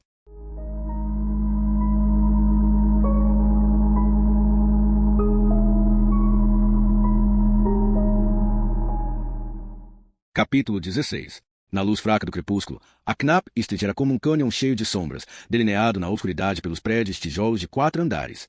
Jane e Frost estavam em frente ao que outrora havia sido o restaurante Red Fênix e tentavam enxergar seu interior, mas para além das janelas com grades ela via apenas cortinas leves, rasgadas e quase translúcidas pelo efeito do tempo. Frost olhou o relógio. O Sr. Khan já está 15 minutos atrasado. Você não tem o celular dele? Não creio que ele tenha celular. Deixei vários recados na secretária eletrônica, no escritório. Um corretor sem celular? Eu só espero que possamos nos entender. Ele tinha um sotaque chinês pesado. Podíamos chamar até aqui. Onde ele está? Falou que viria. Jane voltou para a rua e deu uma olhada na escada de incêndio enferrujada e nas janelas fechadas com tábuas. Uma semana antes, ela e o pessoal da perícia haviam andado por aquele mesmo quarteirão de telhados em busca de cartuchos de balas. Dobrando a esquina, ficava o beco onde a mão amputada da vítima fora encontrada. Essa rua e esse prédio pareciam ser o marco zero de tudo o que tinha acontecido. Parece estar abandonado há muito tempo. No centro do bairro, era para ser um imóvel cotado, exceto pelo fato de ser uma cena de crime. Tan diz que nesta área eles de fato acreditam em fantasmas. E no azar de um prédio mal assombrado. Frost hesitou, olhando para o beco. Será que aquele é o nosso homem? Um chinês idoso mancava na direção deles, como se tivesse algum problema no quadril, mas movia-se em velocidade surpreendente, com um reboque imaculadamente branco nos pés e desviando com facilidade de um saco de lixo, enquanto abria caminho em meio à calçada irregular. O paletó era vários tamanhos maior que ele, mas usava-o com garbo, como um professor vestido com elegância, dando um passeio noturno. Sr. Khan? Olá, olá. Você detetive Frost? Sim, senhor. E está é minha colega, a detetive Risoli. O homem sorriu, revelando 2 reluzentes dentes de ouro. Vou dizer a vocês, sempre cumpro a lei, ok? Ok? Tudo sempre legal. Senhor, não foi por isso que lhe telefonei. Local muito bom aqui, Knapp Street. 3 apartamentos lá em cima. Embaixo, espaço muito bom para negócios. Talvez restaurante ou loja. Sr. Khan, gostaríamos de dar uma olhada lá dentro. Atrás, 2 vagas para inquilino estacionar carro. Ele vai nos mostrar ou nos vender? Resmungou Jane, baixinho. Corretora em Hong Kong não quer administrar mais. Então vendem por preço muito bom. Então por que não vendeu ainda? Perguntou Jane. A pergunta pareceu pegá-lo de surpresa, interrompendo de forma abrupta a lábia de vendedor. Olhando para ela na semi-escuridão, suas rugas formaram uma careta. Coisa ruim aconteceu aqui, admitiu ele. Por fim, ninguém quer alugar nem comprar. Senhor, estamos aqui só para ver o lugar, disse Frost. Por quê? Vazio dentro, nada para ver. É o trabalho da polícia. Só abra a porta, por favor. Com relutância, Khan tirou um chaveiro enorme, o idoso como de um carcereiro. No beco escuro, levou um tempo incalculável para encontrar a chave certa e inseri-la no cadeado. O portão abriu com um rangido ensurdecedor, e eles entraram no que havia sido o restaurante Red Fênix. O senhor Khan acionou o interruptor, e uma única lâmpada, nua, acendeu-se no alto. É a única luz aqui? Perguntou Jane. O corretor olhou para o teto e deu de ombros. Está na hora de comprar outras, disse. Jane foi até o centro daquele espaço sombrio e olhou em volta. Como dissera Khan, o lugar encontrava-se vazio, e ela viu um chão de linóleo, rachado e amarelado pelo tempo. Apenas o caixa, embutido no balcão, oferecia algum indício de que ali havia sido o salão de um restaurante. Limpamos, pintamos, disse o Sr. Khan. Deixamos exatamente como era antes. Mesmo assim ninguém quis comprar. Balançou a cabeça, contrariado. Chineses muito supersticiosos. Não querem nem entrar. Não os culpo, pensou Jane, sentindo um hálito frio como que lhe percorrendo a pele. A violência deixava uma marca, uma mancha psíquica que não podia nunca ser limpa apenas com água e sabão. Em uma região tão isolada como Chinatown, todos se lembrariam do que acontecerá naquele prédio. Estremeceriam ao passar pela Knapp Street. Mesmo que fosse demolido e construíssem outro espaço no lugar, esse local sangrento permaneceria para sempre atormentando a mente daqueles que sabiam de sua triste história. Jane olhou para o linóleo, o mesmo chão onde sangue havia corrido. Embora as paredes estivessem pintadas e os buracos de balas tapados, nas emendas e nos cantos do piso ainda existiam vestígios químicos de sangue.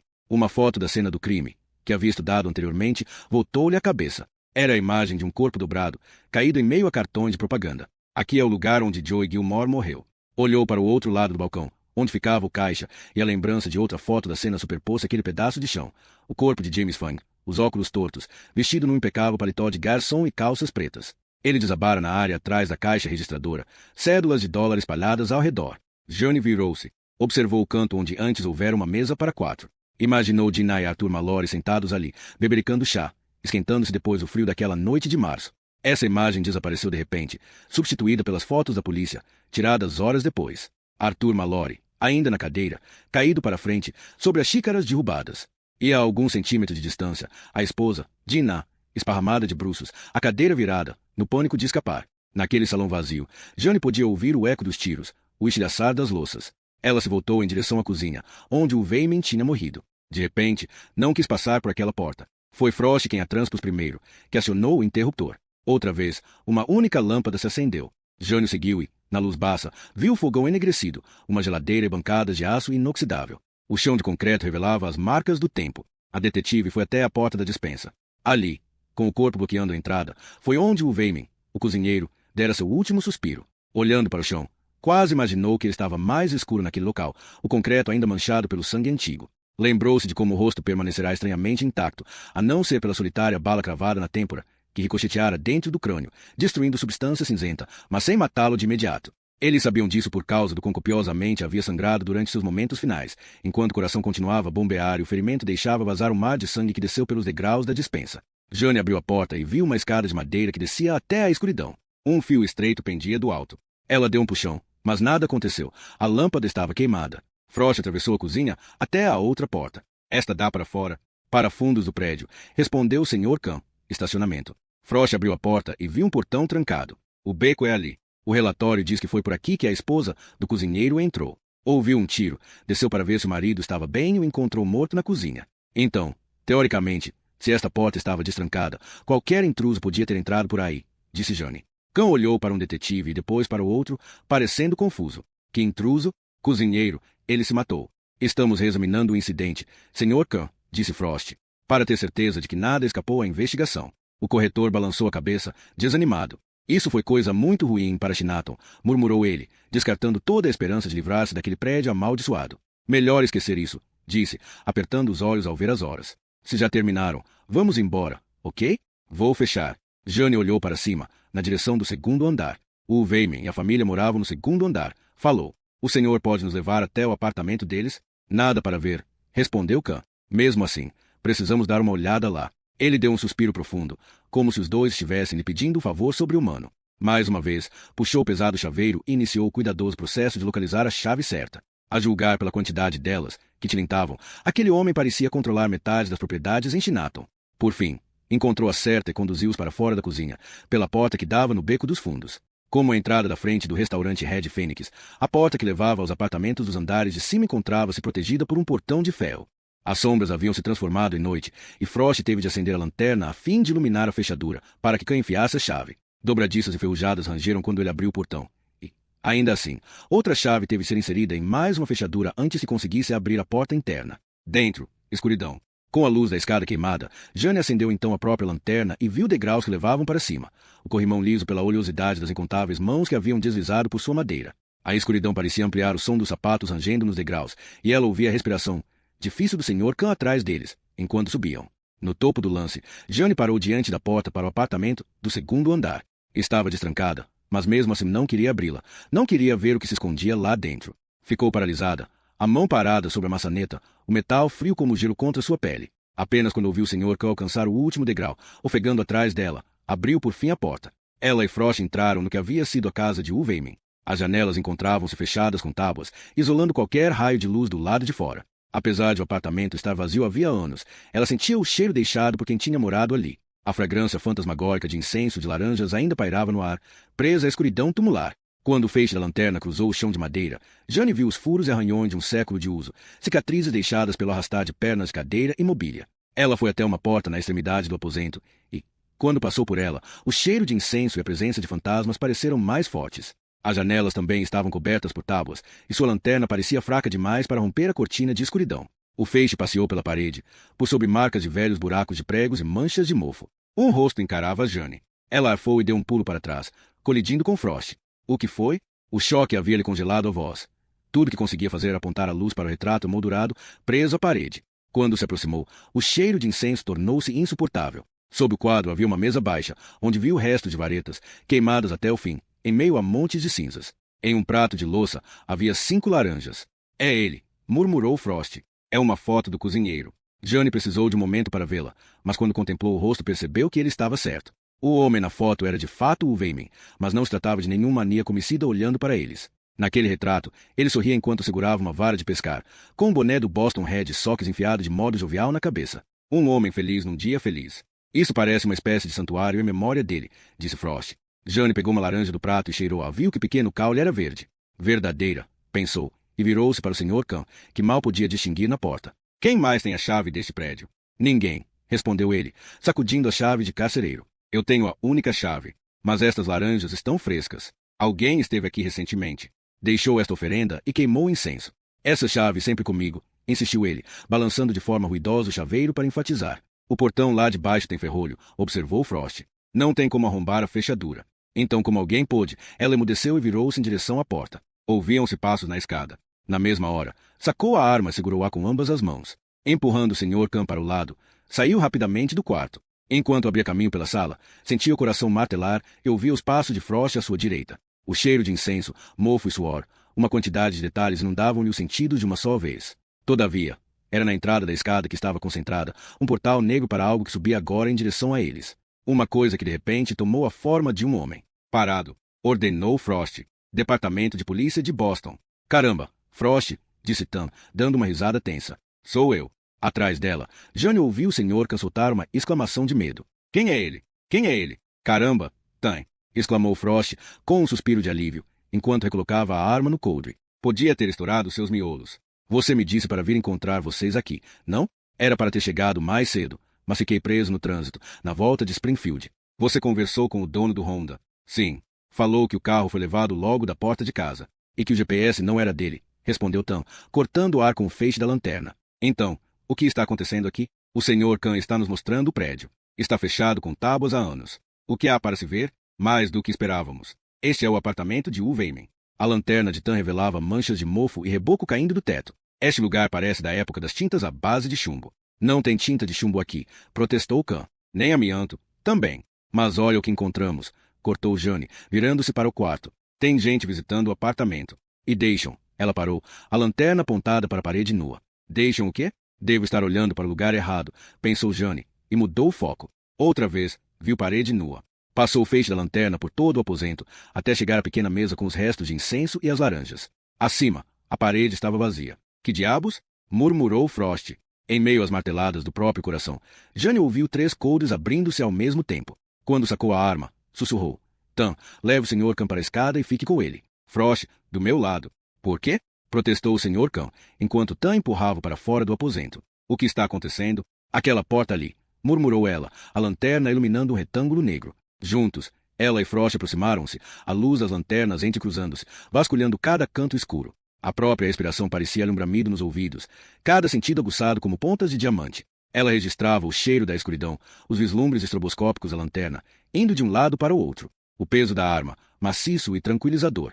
No telhado, a vítima também estava com uma arma, e isso não a salvou. Pensou em lâminas cortando ossos do punho, pescoço, traqueia, e teve medo de passar por aquela porta e confrontar o que esperava do outro lado. 1, 2, 3. Vamos. Jane foi primeiro, agachando-se enquanto balançava o feixe de luz ao redor. Ouvia a respiração forte de Frost atrás de si quando vislumbrou um vaso sanitário de louça e uma banheira enferrujada. Nenhum bicho-papão com uma faca. Outra porta. Frost foi na frente dessa vez, entrando num quarto onde o papel de parede estava se soltando, como se quisesse trocar de pele. Nenhum móvel, nem lugar para se esconder. Mais uma porta, e estavam de volta à sala. Jane foi até a escada, onde Tam e o Sr. que o aguardavam. Nada? Perguntou Tam. Aquela foto não saiu dali sozinha. Ficamos aqui na escada o tempo todo. Não passou ninguém. Jane repôs a arma no coldre. Então como é que pode? Risoli. Chamou Frost. Veja isto aqui. Eles o encontraram ao lado da janela, no quarto onde o retrato havia estado. Como todas as outras janelas, aquela também tinha sido fechada com uma tábua. Mas, quando Frost empurrou a madeira, ela se afastou com facilidade, presa por um único prego, na parte de cima da moldura. Jane pôs a cabeça pela abertura e viu que a janela dava para Knapp Street. A escada de incêndio fica aqui, falou Frost, enfiando a cabeça para fora e olhando acima, na direção do telhado. Ei, tem alguma coisa subindo aqui. Vai atrás, disse Jane. Frost pôs-se de pé sobre o peitoril, atrapalhado com os braços e as pernas longas, e pulou para a escada. Tam foi logo atrás, movendo-se com a graça de um acrobata. A última a passar pela janela foi Jane, e, quando pisou na grade de metal do patamar, vislumbrou a rua lá embaixo. Viu caixotes despedaçados, garrafas quebradas. Uma queda perigosa, sob qualquer ângulo que se olhasse. Forçou-se a concentrar-se na escada acima, onde Frost subia os degraus, anunciando ruidosamente para o mundo inteiro que estavam numa perseguição. Ela subia atrás de Tan, suas mãos agarrando metal escorregadio, a brisa gelando suor em seu rosto. Ouviu Frost resmungar.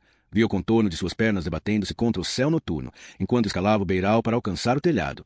Jane sentia os movimentos dele se propagarem pelos degraus de ferro, enquanto a escada de incêndio tremia. E, durante um instante de pânico, achou que os suportes não aguentariam, que o peso de 3 corpos faria a estrutura claudicante soltar-se, produzindo um guincho metálico e lançando na calçada abaixo. Ficou imóvel, agarrada a um degrau, receosa que até uma rajada de ventos arremessasse em direção ao desastre. Um grito vindo de cima fez com que todos os pelos de sua nuca se arrepiassem. Frost olhou para cima, esperando ver o corpo caindo em sua direção, mas tudo que conseguiu ver foi Tan escalando os últimos degraus e desaparecendo no telhado. Ela seguiu atrás, morta de medo. Quando chegou ao beiral, um pedaço de telha se quebrou ao seu toque e caiu, desaparecendo na escuridão abaixo. Com mãos trêmulas, Jane conseguiu erguer-se até o telhado e rastejar por ele. Viu Tan agachado a poucos metros. Frost! Cadê o Frost? Ficou de pé e vasculhou o telhado. Vislumbrou uma sombra escapando, movendo-se com tanta rapidez que parecia um gato, fugindo com graça felina para a escuridão. Sob o céu noturno, Jane viu telhados vazios, misturando-se uns com os outros, uma paisagem aérea de declives e vales, chaminés espetadas e dutos de ventilação. Mas nada de Frost. Meu Deus, ele foi abatido. Está no chão, em algum lugar, moribundo ou morto. Frost? Gritava Tan, enquanto dava volta no telhado. Frost? Jane pegou o celular. Aqui é a detetive Rizzoli. Estou na esquina da Beach com a Knapp Street. Agente ferido. Ele está aqui. Berrou Tan. Me ajuda a puxá-lo. Ela deu meia volta e viu Tan ajoelhado na beira do telhado, como se estivesse para mergulhar em direção à rua, lá embaixo. Jane enfiou o telefone no bolso e correu até ele. Viu Frost agarrado com ambas as mãos à calha pluvial, os pés debatendo-se a 4 andares de altura. Tan deitou-se de frente e agarrou o punho esquerdo do colega. O telhado inclinava-se ali, e um movimento equivocado poderia fazer os dois deslizarem pela borda. Jane deitou-se também, ao lado de Tan, e segurou o punho direito de Frost. Juntos, puxaram, arrastando para cima, por sobre telhas esponjosas, que rasgavam o casaco de Jane e lhe arranhavam a pele. Com um gemido alto, Frost baqueou no telhado, ao lado deles, onde se esparramou, ofegante. Meu Deus, murmurou ele. Pensei que eu já estivesse morto. Mas que droga foi essa? Você escorregou e caiu? Perguntou Jane. Estava perseguindo aquela coisa, mas juro, ela voava sobre o telhado, como um morcego dos infernos. Do que você está falando? Vocês não viram? Falou Frost, sentando-se. Mesmo na escuridão, Jane podia ver que estava pálido e trêmulo. Não vi nada, disse Tan. A coisa estava bem aqui, exatamente onde você está. Virou-se e olhou diretamente para mim. Dei um pulo para trás e perdi o equilíbrio. Coisa? Perguntou Jane. Estamos falando de um homem ou do quê? Frost exalou, trêmulo. Virando-se, contemplou a vastidão dos telhados de Chinatown. Não sei, respondeu. Finalmente. Como não sabe? Frost pôs-se vagarosamente de pé e ficou olhando na direção em que a coisa, seja lá o que fosse, havia fugido. Movia-se rápido demais para ser um homem. É tudo o que posso dizer. Está escuro aqui. Frost, falou Tan. Quando se está com toda a adrenalina, é difícil ter certeza do que se vê. Sei que parece loucura, mas havia algo aqui, uma coisa que nunca vi antes. Vocês têm que acreditar em mim. Ok, disse Jane, dando-lhe um tapinha no ombro. Acredito em você. Frost olhou para Tan. Mas você, não. Na escuridão, viram Tan dar de ombros. É Chinatown. Coisas estranhas acontecem aqui, falou ele, rindo. Talvez aquele passeio fantasmagórico seja mais real do que imaginamos. Não era um fantasma, retrucou Frost. Estou dizendo, era de carne e osso, parado bem aqui. Era real. Ninguém viu, só você, replicou Tan. Frost afastou-se, andando pelo telhado, e ficou olhando para a rua lá embaixo. Pode não ser inteiramente verdade. Jane seguiu até a borda e viu a escada de incêndio pela qual haviam subido momentos antes. Abaixo estava Knapp Street, pouco iluminada pela luz de um poste. Está vendo? Perguntou Frost, apontando para um canto, para algo preso ao prédio. Uma câmera de segurança.